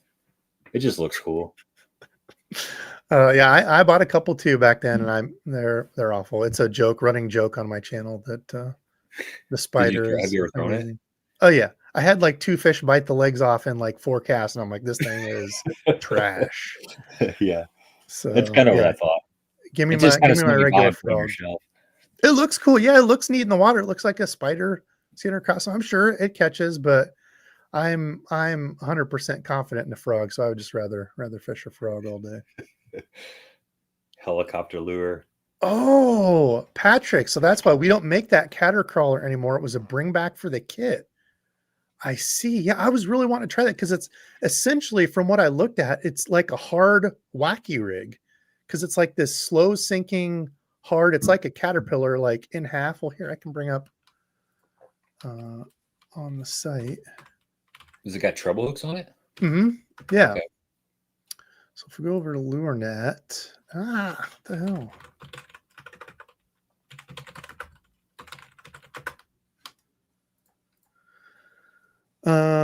So if we go over here, see, I had it all planned out. I caught a couple on the little tiny torpedo. I was gonna do the whole deal. Not the customs. The kit. Here we go. So yeah, really neat little kit. Can I enlarge this? Here we go. But it's this thing, this caterpillar. So it's like a C-shaped crankbait that slowly sinks. Yep. So yeah, it's almost like the Lazy Ike mixed with like this little hard wacky rig thing. Yeah, but this pond magic and I don't know, was this green sunfish? If it was spot on for where I was fishing today because That's what you were throwing, that one right there. Yep. Painted blade. Bright chartreuse orange painted blade. Wow. Water was all stained where I went, so I'm like, dude, this is perfect. So yeah, it does look like that bluegill you showed, or that sunfish. That and the caterpillar Ned rig thing. This is going to be a super sneaky little micro Ned rig, dude. That thing crushed it too. So I left the others at home. I left that at home. The little horsefly deal, the grasshopper, and then those little grasshoppers. I've got a different plan for these grasshoppers later this year that I think will be fun. Didn't they come out with like a helgamite of some sort, like a soft plastic helgamite? Yep. They've got that's the Great Lakes has one. There's also the Yum one, which is amazing on a Ned rig. The Yum helgramite. Okay. Has been a go-to for me. Oh, the Rebel Redneck. That's what it was. The salamander with red gills. Yes, the Rebel Redneck. Dude, if you got any of those, hook a DEBO up because, yeah, those were crazy cool back in the day. We had a tournament in that 9.9 Bass Club a long time ago, and it's this place called Horseshoe Lake. It's an old oxbow right off the Mississippi River. There was a earthquake years ago, and it made some things happen. And some of these, when the river returned to its natural course, there were some oxbow lakes, Reelfoot Lake in Tennessee's one, but Horseshoes is a smaller one. Anyway, it's a silted in, 5 foot deep, full of cypress trees, and it's like hard to get a bite. It used to be really good, but the Asian carp have got in there, and it's not the fishery that it used to be. But the guy that won that tournament, I think there was like 10 boats that fished it, and only 2 guys got bites in 8 hours. Just bites. That's it. It was one of those. But the dude that won brought in like a 6.5 pounder. It's actually my buddy JB that I do live streams with. It was his dad. So he was an instant legend, just by bringing in like a 6.5 pounder, and he caught it on a lizard with the yellow polka dots. It was like a dark black lizard, or maybe really dark purple. Oh, I remember those. But it had Yeah. yellow like polka dots on it. Yep. Yep. And so everybody in the club was like scouring eBay for the salamander or the lizard Oh with my the gosh, yellow yeah, I polka remember dots. those, dude. That's We what he had caught some it of on. those. Yeah, and you couldn't really find them. I think Deep Creek Lures did a throwback to those, if I remember right. I don't know if they still have them. I literally sacrificed 3 hours of my life researching, trying to find those salamanders. Time you can never get back. Oh, the stupid, crazy stuff we do to catch these fish and the money we spend. It's embarrassing, honestly. Yeah. Yeah, it is. Creature's Craws. Is that what the salamander would be under? Mr. Twister. Maybe it was Mr. Twister. Oh, right here. Yeah, Mr. Twister had some. Yeah, I had to throw that on because a grub, dude, a twister tail grub was another one of my confidence baits. And I can't tell you the last time I've just tied a little grub on a jig head. Everything. Chris said, yeah, the big fish were all spawned out and away. Yeah, it's kind of that point where they're going to start moving out, and this transition time where we still got some up and some not. I think a swim bait is taking the place of a grub, like a little Kitech. Yeah, little paddle tail. I agree. Just more realistic. Diggs, your PB largemouth on a red and white Daredevil, 9 pounds 8 ounces. Dang, that's a spoon, isn't it? Yeah, like a old Daredevil, like a pike spoon or something. Yeah, yep, with the big treble on back. 9 pounder. Holy cow! Yeah, that's a Mondo. So here's Deep Creek. I thought I remembered this. So it's the skirted lizard. Maybe they've got them in the regular, but they did the whole. That's it right there, dude. That's the color. That looks real. Yeah, so these are cool because the back of it's like a tube skirt. I don't know if there's a good picture here. Yeah, there you go. So the back's like a tube skirt, with the little tentacles. Okay. Pretty cool. That's neat. Let's see. Do they have that in the regular? Like what, a 6-inch lizard? No, doesn't look like it. Whoops. No, so you'd have to get it in that other one. There you go. You can get them in that other. But that's another bait that doesn't get thrown, just in any color. Lizards are awesome. Yeah, I know some guys that really do get on a black and blue lizard on Kentucky Lake this time of year. Especially like spawn, post spawn. Yeah, can crush on like a purple, dark purple, black lizard. Yep. I guess really Carolina rig bait too. Yeah, I used to throw the Carolina rig, and I don't even throw it anymore. Couldn't tell you the last time I tied one on. I've gotten back into it the last 3 years because you get, as a co-angler, you get these guys at live scope, and you're stuck out in the middle of nowhere, and so you need something that you can kind of just fan cast around and cover water and keep slow contact. Drag out there. 3/4 ounce weight, and like a 3-foot leader with a baby brush hog, or a Z-crawl. A Zoom Z-crawl has been a really good one, but a lizard, something that just kind of glides around. So I kind of got back into the Carolina rig the last 3 years, but there was like a big section for like 10 years where I didn't even really throw it. And it's become one of my confidence baits on the right body of water for sure. Yeah, there's Patrick. Yeah, he developed who, I don't know who we worked with or if that was all his deal, but yeah, the Yum Helgramite, awesome on a net head. Put that on a little EWG net head. Dude, they are sick. Oh, I bet. They eat a lot of Helgramites, a lot of fish eat that. It's a like common food source. I need to buy some of those. Linders promoted the banjo minnow. Did they really? Huh. Gosh, I never caught anything on them. I remember the helicopter lure. Roland Martin promoted that way back in the day. My grandpa got a 5-pounder in a farm pond on that helicopter lure, and that was it. Really? Yeah, that thing was a piece of chunk though. That was just... I remember my grandpa got him, and we took him out because he's like, "Yeah, I wonder if these crazy things will work." I'm like, "Yeah, these are neat." And we tried it, and we're like, "This is stupid as hell." It's Why like, did we get these? Yeah, yeah. I'm trying to think. There was. Oh, what was the one that there was one that was good that we would throw around wood? What about the flying lure? Do you remember that? That was it. The flying lure. It would glide backwards. Yes, yeah, that was a good one. Cool. It was like a flat tube with like the little tentacles in back. Yeah, and it would glide away. You throw that like Yeah. docks or like wood, because I wasn't good at pitching like up and under stuff. So you could throw it at like the front of a wood pile and it would kind of glide back down under it, learning. On a bluff, it would go. It would Oh, smack into the bluff. You'd pull it away, and it'd smack back into the bluff because those a lot of times those oh. fish sit really tight to the bluff. That's a good bait. I mean, I don't know what happened to it. I could bring Let's it see back. what other questions we got here. Questions for myself or The, Gabe. the Let Rebel him rip Flying out Lure. here. I'll see it in the future. Bring it back. Make it cool Bring it back, again. man. You can do it. Minnow scrub sideways is great on a jig. Yeah, great on a swim jig for sure. Probably one of the most popular there for quite a while. Everybody, it seemed like, was throwing that rigged, rigged vertically this way. So it looks like a bluegill tail in Yeah. back. Gets a little bit deeper too if you need to fish a little bit deeper. What's your go-to like swim jig setup right now? Well, I've been Jig and working trailer. with Cumberland Pro Lures for a long time, and they got a Bama swim jig that I really like. But as far as a trailer, I like the that little Yama crawl that I was talking about, like a 3-inch Yama crawl. A Menace is hard to you beat. just said that. That's right. Yeah, a little speed crawl. Like a Big Bite Baits 2.8 swimmer, or Reaction Innovations, like the Little Dipper. Little Dipper. Like a 3-inch swim bait.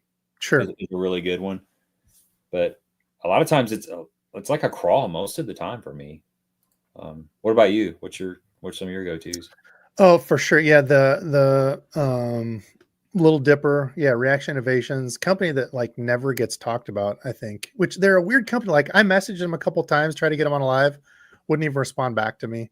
So I was like, dang it. Like, yeah, I don't know. They don't do a bunch of marketing like I used to. I used to talk to them like way back, and I don't know what happened, what I did to wear out my welcome, but yeah, won't give me the time of day now. But still, to this day, my favorite stick bait, the Reaction Innovations Pocket Rocket, the 5.5 or 6-inch, whatever the bigger one, dude. I've caught so many fish on those. It's got ribs on it, and the way it falls, it's got such a good like shimmy to it. Yeah, my favorite. But that, or like the like a Zoom Z Craw type, speed craw, something like you were saying. Yeah. Kind of that profile. I don't throw as much like the Rage Craw look, more of like a slender compact craw, or even like a horny toad on the back of a swim jig. Really Cool look to it. Yeah. Oh yeah. Oh wow. I never did that. Yep. That's big. Yeah, kind of the same deal. It's funny you mentioned that rocket pocket, because I was talking to a guy the other day at the lake, and I was telling him that they were biting that chug bug really good, and he got on a tear like around that same time on a pocket rocket, like just rigged weightless. Because I asked him, were you wacky rigging it? And he's like, no, I was just rigging it weightless, Texas rigged, and catching them. And I'd forgot about that bait. Yama Tanuki. Yeah, I had some good success with that last year. I think that's a cool looking little bait. That's one that I think it's kind of like the tube, a little bit different look to like, yeah, I think that could be another one that doesn't get enough traction. The whole poop bait thing or whatever, scat bait or whatever, had its whole craze. But that one, it was underwater footage. Somebody showed that on Instagram, and I'm sorry, I don't remember who it was. But when you pop that little tail would just like, it looks really neat underwater. It's not just like a floating piece of plastic. Yeah, like RWA Fishing, Russell from out in he's in DC. Super cool dude. He's always smiling, he's always laughing. Yeah. He catches them on that Yama Tanuki on a white one, and he's a bank fisherman, and he fishes like some just little ponds with lily pads, or he fishes the river off the main dock. And he's crazy, dude. He'll put on waders and walk out there in those lily pads. I'd never do that, but that white Yama Tanuki, he's been on a tear with that thing like the last couple years. Yeah, I know Wendell Fishing caught some really big ones. He was a big proponent of it. I tied one on because it's so heavy you can fish it like a jig, but it's just a hook in it.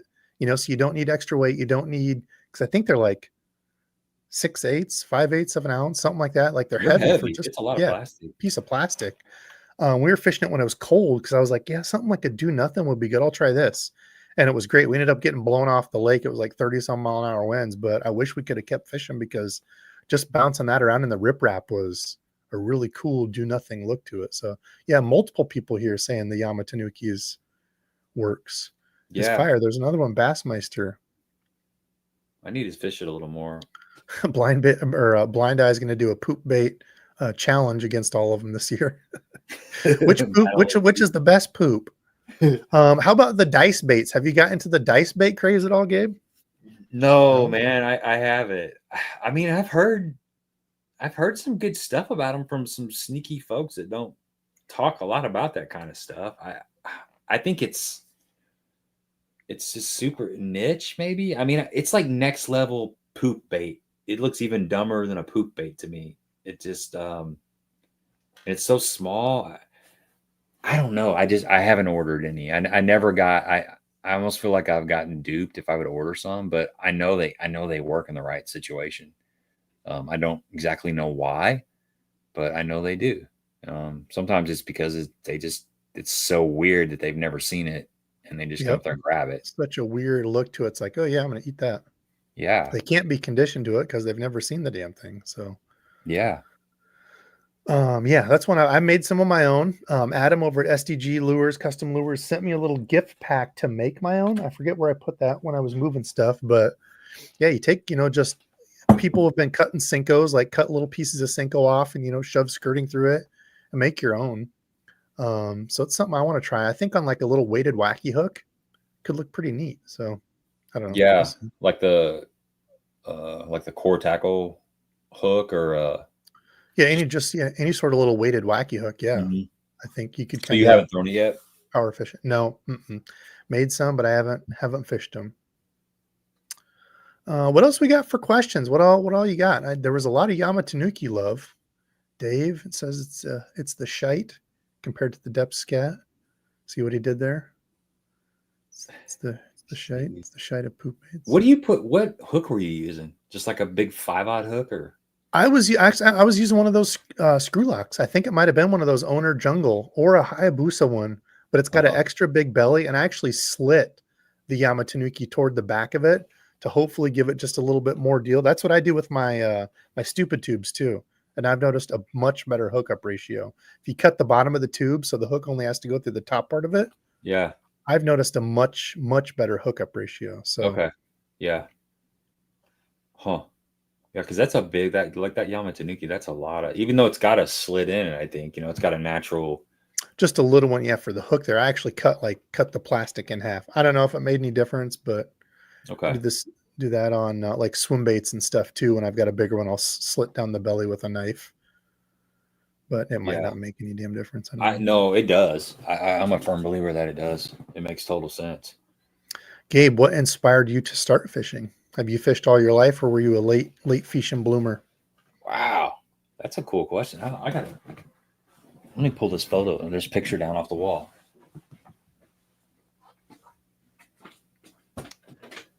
The Yamas don't hold up well on a standard EWG screw lock. Yeah, a lot of them the screw lock is better, especially if you're going to be skipping and stuff.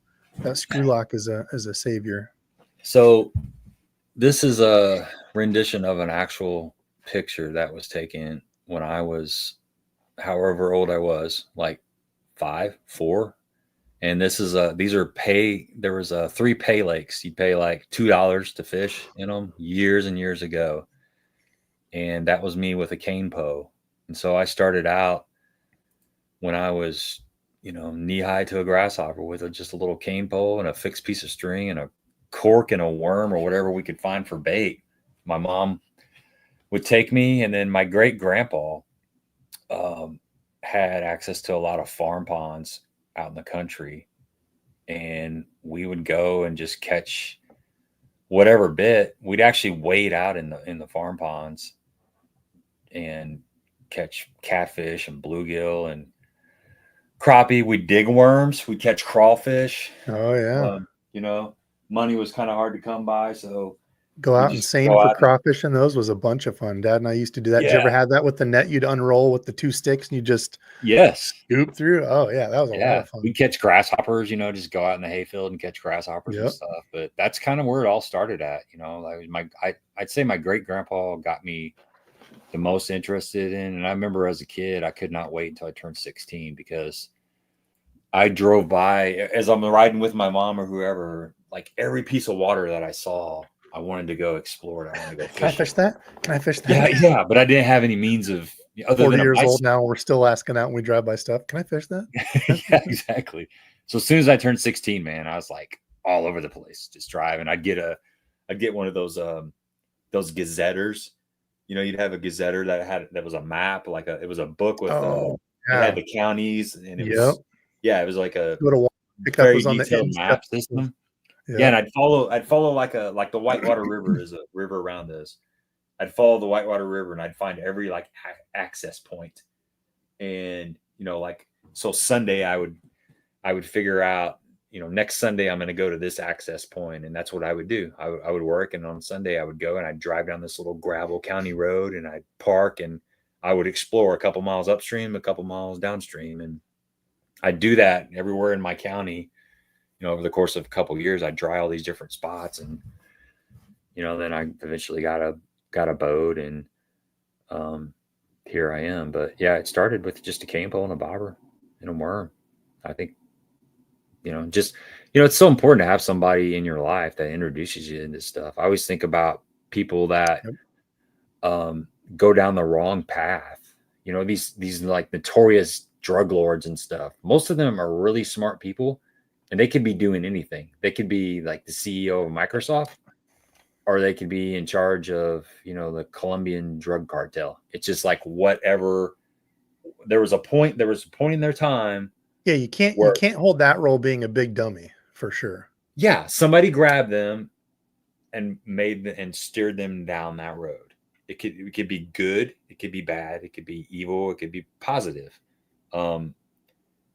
When you got somebody in your life that's a mentor and introduces you into something positive, like fishing or some sports or whatever it is, they've really given you a gift, and you may not realize it till you get older. That's heavy. That is so true, dude. Yeah, because and that's with a lot of the late bloomers out there, into fishing. People that never fished, didn't have a grandpa that fished, or didn't have a dad that fished. They're like, I never got to do this when I was young. So, I didn't start fishing until I was 20, or whatever. And it's a whole different outlook on, getting into something like that later versus, when you're a kid. It's cool to hear these stories just like yours, Did you grow up doing that, or was it just something you found later? Not that, and I'm not saying one's better than the other. It's just, two very different ways of getting into it and different looks. But yeah, that's super true. Yeah. Yeah. I think we all find different things at different points in our life. Like I play music as well, but I didn't start playing music until I was in my 20s. I played in multiple bands and stuff, but at the time I was playing music, I didn't fish at all. So, I got into fishing at an early age, and I was obsessed with it. But then when I started getting into music, I had an obsession with something else. So the fishing just kind of took a back seat. And then as I got a little bit older, had kids, and I got out of the bands and stuff, because it's just not a healthy lifestyle playing till 1, 2, 3 in the morning and trying to go to work. And then you got kids. It just, doesn't work out. Yeah. It's a little more different chapter of life. Yeah, exactly. And I got back into fishing a little more. So it's all happened as it's supposed to. Josh has a good one here for you. I'm not the guy to ask, but well, I guess bankingly, yeah, but Banking, yeah. Co-angling. Have you developed a certain system for co-angling? I guess the biggest tip I can give on bank fishing that's helped me is like when I first got back into it super hard was trying a few different bags and taking way more than I should have. I will say getting a little bit smaller bag, taking what you really think you're going to use, and then leave everything else back in the truck, because I'm sorry, people will hate on this, but I am not a big believer in just taking one pole. I like to carry, like today, I carried 4 poles with me and just kept rotating through. And there were certain spots where they were hitting one thing versus I'd get to another spot with rocks that have a Ned rig. Could I have caught a whole bunch of fish with just a spinnerbait? Yes. But I'm the lazy type, and I sure as heck would not be tying on a Ned rig and then trying a little crankbait, and no, not with one rod. So I'm a firm believer in, if your budget allows it, or save up, stop drinking your monsters, quit smoking, quit dipping, all this stuff that you probably shouldn't be doing anyway. Stop doing it for a little bit, save up, and get another combo. But that's my big thing. Leave everything else in the truck, and then if you need it, go back and get it, walk back and get it, and switch stuff out. Yeah, that's solid advice, man. I mean, I kind of take that over to co-angling too, fishing a lot of the BFLs and stuff. There's people I think that take too much stuff, and when I started out, I took too much stuff. I've constantly over the years I've downsized my tackle bag. You know, when I Yep. first started out, I had this big old massive thing, and I still felt like I left all my stuff at the house, but I had way too Sure. much stuff. And now I got, now I got just it's somewhat minimalistic, and it's mostly has soft plastics in it. But I've got confidence baits that I throw a few different colors of soft plastics, a few different maybe styles of things, and I just kind of throw what I think my highest percentage bait is for the time of the year and the water conditions that I'm fishing. And I don't need a whole lot of like if I know they're biting a square bill, I'm gonna throw like I got a lot of confidence in like a SB57, which is a Bill Lewis, or a Strike King 1.5. I'm only gonna pick out like two or three different brands and probably just a couple colors. I mean, honestly, I'll probably have like if there's a square bill bite going, I'm gonna have like 5 square bills max, um, and just two colors, whatever my confidence colors are. It's not Hmm. like a tournament Yep. situation is not the time to like experiment with all these things that you don't have confidence in. That's not the time to do that. You do that Yep. like in your off time. But just keeping it simple, man, is the key to that because the day goes by fast. I mean, it really goes by fast, and you got to have some confidence. And you got to. I think one of the biggest things with co-angling is being able to read what's going on the Mm. water and knowing when to change. Like some of the best days I've had is like when the guy in front of the boat is throwing like Lake of the Ozarks last year. I got a fifth place in a BFL, and um, it was cold. It was March, and my buddy was throwing a jerk bait, and he was throwing an A rig, and he kept alternating between that. And he was had forward facing sonar, and he was looking at the fish, and he wasn't getting bites. He'd catch one every once in a while, and I'm back there throwing an A rig too because I had a lot of confidence in an A rig. I'd been catching fish on that, but I saw that he's in the front of the boat. He's looking at the fish, and he's not getting bit on suspended fish. So why am I in the back of the boat throwing the same stuff Throwing the when I same can't even deal. see what the Yeah. heck is going on? And I got like a snowball's chance in hell of getting lucky and throwing past one of the fish that he's already thrown at. Right. So I started throwing a jig, and I started catching fish. And then next thing you know, we're slowing down, and he's throwing a jig and a shaky head. And I had a really good day, and he had a pretty good day too. But that was just observing what was going on. Listening to the He's fish. spending several hours trying to catch these suspended fish. It's not going. So I'm learning from what he's doing and applying it to what I'm doing in the back of the boat. And that's like the faster you can figure that kind of stuff out, Yep. the more successful you will be, whether you're fishing a tournament or you're just, going down to the city park. You got 30 minutes after work or an hour after work. The faster they're either looking up or they're looking down. And if you can kind of figure that out, then you can work on, different bait selections and different actions and stuff. And Sure. um, you do better at figuring that out if you kind of keep it simple. If you go through, it's like if they're going to bite a spinner bait, I've got a couple different spinner baits that I have success on. I'm going to go through those spinner baits. And if they're not biting that spinner bait, then in my head, they're just not biting the spinner bait. Right. There's no need to Move on to go something through else. 17 different colors and all these different, blade Yep. combinations. And I got two sizes and two colors that I have confidence in. And if they're not biting those, then to me, they're just not biting the spinnerbait good enough to be throwing that. So then I'm going to go to, a crankbait. I've got a couple of those that I have confidence in that I've caught a ton of fish on in the past. If they don't show interest in those, then they're not on a crankbait. Eventually, you go through a couple different baits, and you don't have any feedback. Well, then maybe they want something on the bottom, dragging something. You go through a couple different baits, and usually, if you kind of keep it simple like that, you'll figure it out. But yeah, Agreed. that's my little co-angling tips. I don't know if that made sense or not, but It I got a does. Yep. good No, stuff I'm laughing at some of the comments. Bassmeister said I took up fishing so I could smoke fine There you cigars. go, fly fishing. Uh, okay, here's a good one to end on. I'll make sure we didn't have any other questions here, but I like this one. Three baits for right now.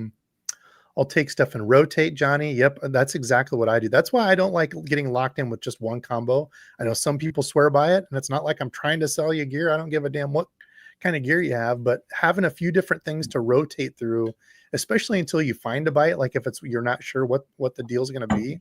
Like, could you just take a Senko out and throw it, around wood and catch stuff? Absolutely, if that's what you want to do. But I kind of like. You can take a spinner bait, a swim jig, and a chatterbait. And there are days when they will definitely show a preference for one over the other. Most days they will.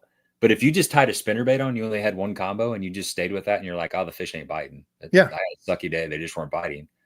Well, that's probably not the case. If you would have rotated, if you'd had 3 combos with 3 of those different baits, chances are one of those is going to outshine the other, and you never would have known it if you didn't have them tied on. Yep. That happens a lot. Yep. Yeah, fishing is different for everybody. There's not a right answer, but I'm a firm believer in take a few combos. But okay, Bassmeister, we'll end on this one. Top 3 bets this time of year. I think you meant baits, but maybe he's saying what are the best 3 bets for a bait this time of year. What do you got, Gabe? Put you in the hot seat. Top 3 bets or top 3 baits? Top 3 baits. I'm not a betting man. I'm not a bet. Yeah, I'm not a betting man. If we start talking Kentucky Derby and NBA championships, I don't know. Yeah, I'd rather not bet and spend that money on gear. But yeah, exactly. That's what I'm betting with anyway. Sure. But. That's a sure bet. If you actually buy something, you're getting it for sure. What do you got? You're going out. You're going out tomorrow. You can only take 3 combos. What are you bringing? I'm gonna have to take. Man, so let's just say a swim jig, because right now in our area, like I mentioned at the beginning of the stream, we got a pretty good bluegill spawn going on, and that's our bluegill in our areas. The bluegill in my area will spawn 5 or 6 times throughout the whole summertime. So that's something that'll be happening for a week, and then it'll kind of fizzle out, but then it'll resurface again throughout the whole summertime. So a green pumpkin type swim jig with whatever kind of trailer you like, and then a white swim jig to represent shad, because there's a shad spawn starting to go on. But those 2 baits for moving. I fish a lot of grass. We have a lot of grass around here, so that's a great Same. It's a great bait to throw around grass. So I've always got to have that on. I like when things are really just tough. I feel like I got a lot of confidence in just a shaky head, like a 3/16 ounce head with some sort of straight-tailed worm and 5-inch, a little like a 4-inch Cinco or something will work, or just some sort of little worm for dragging the bottom.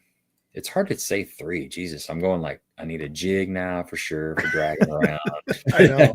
Then I need a chatterbait. We're tackle nerds and make this stuff way too complicated. We can't even pick 3 baits to go. Phenomenal bait that works all year. They never seem to get used to a chatterbait. I don't know what it is. It's got such a unique vibration and sound profile, but they seem like they always bite that.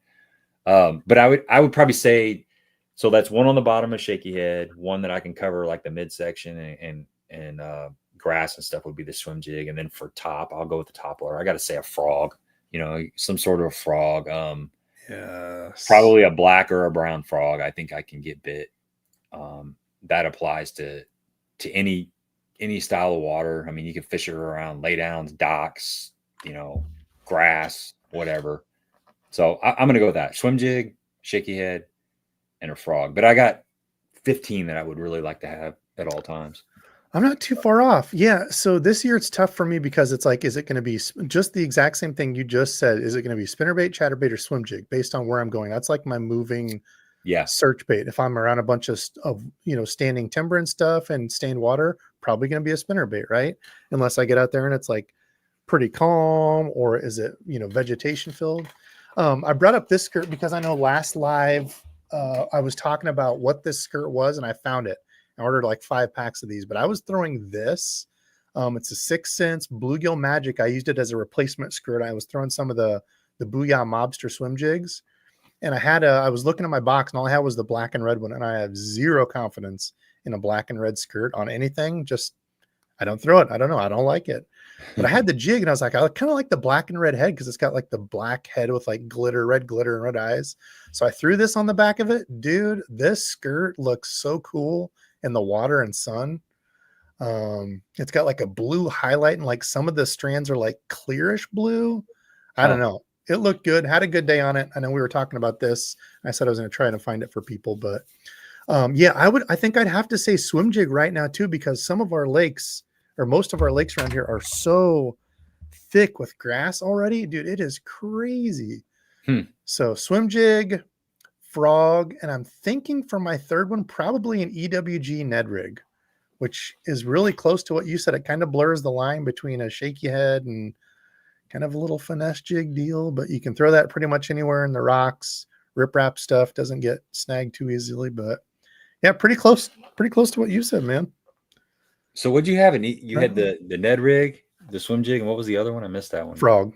A frog. Okay, gotcha. For sure, frog. Yeah. Once topwater starts, there's always a frog with me. Love the frog. Yeah, the frog is so versatile. I mean, it's just you can fish it, you can walk it just like a spook or whatever, and you can pop it and skip it under trees and all the grass. You don't have to worry about it. And all right. Well, listen, we are already at 2 hours. I can't believe I haven't went that long in quite a while. So Gabe, for those of you, that don't follow you, 10 Horse Monty, where can they find you and follow you and do the things? Yeah, just it's the 10 Horse Monty Fishing on YouTube. And I try to drop 2 videos a week, typically on Wednesdays and Fridays. And then we do a live stream just like Debo does on Tuesday nights at 8:00. I've gotten a little bit away from it in the summertime, but we're trying to be like every other week because a lot of people are mowing their yard late at night and it just doesn't draw as much traffic. But so Tuesday nights a live stream, just check in and see if we're doing it. And then, regular videos are Wednesdays and Fridays. And like I said at the beginning, I'm kind of in the Midwest area, a little bit south of where DEBO'S at, kind of Missouri, Illinois, Kentucky, Tennessee, kind of that area is my stomping ground. So if you're coming to this part of the country and you need some feedback, some tips, some suggestions, I know a lot of people around here that I can get, I can reach out to and get some like maybe reports, things like that. So yeah, reach out to me. I got Instagram and I've got Facebook and that kind of stuff. So I always like chatting. And it's good hanging out, Debo. I really appreciate you inviting me, man. You have a great show. You got a really good following, and it just continues to grow. And it's because you're doing things right. And I think people can see that you're a positive guy, and you share a lot of stuff. People appreciate, when somebody shares, open about it. And same for you, dude. Yeah, I was actually just going to give you props too. I remember when we had you on last time, the tip of using a flat, so like a rage bug, a flat type chatterbait trailer to come up over wood and stuff. That's a game changer, because I always would throw which I still do now. I tend to go to that like a spunk shad or something is always my go-to. But if I start getting around wood, that always clicks on my head of, remember what Gabe said, throw a rage bug or something that has a flat kind of wider bottom. So when you come up over wood and stuff, it tends to sit up. You're completely right. So yeah, it doesn't roll over as much. Yeah, that's when you get snagged. Yeah, with a spinner bait or swim jig or anything like that. It's when it rolls over on its side and that hook gets stuck into something. So yeah, thanks for sharing your tips too. It was good having you on. Appreciate you. But everybody else, listen, we're probably back another Saturday night, next Saturday, unless I'm out fishing. So love y'all. Thanks for watching, and until next time.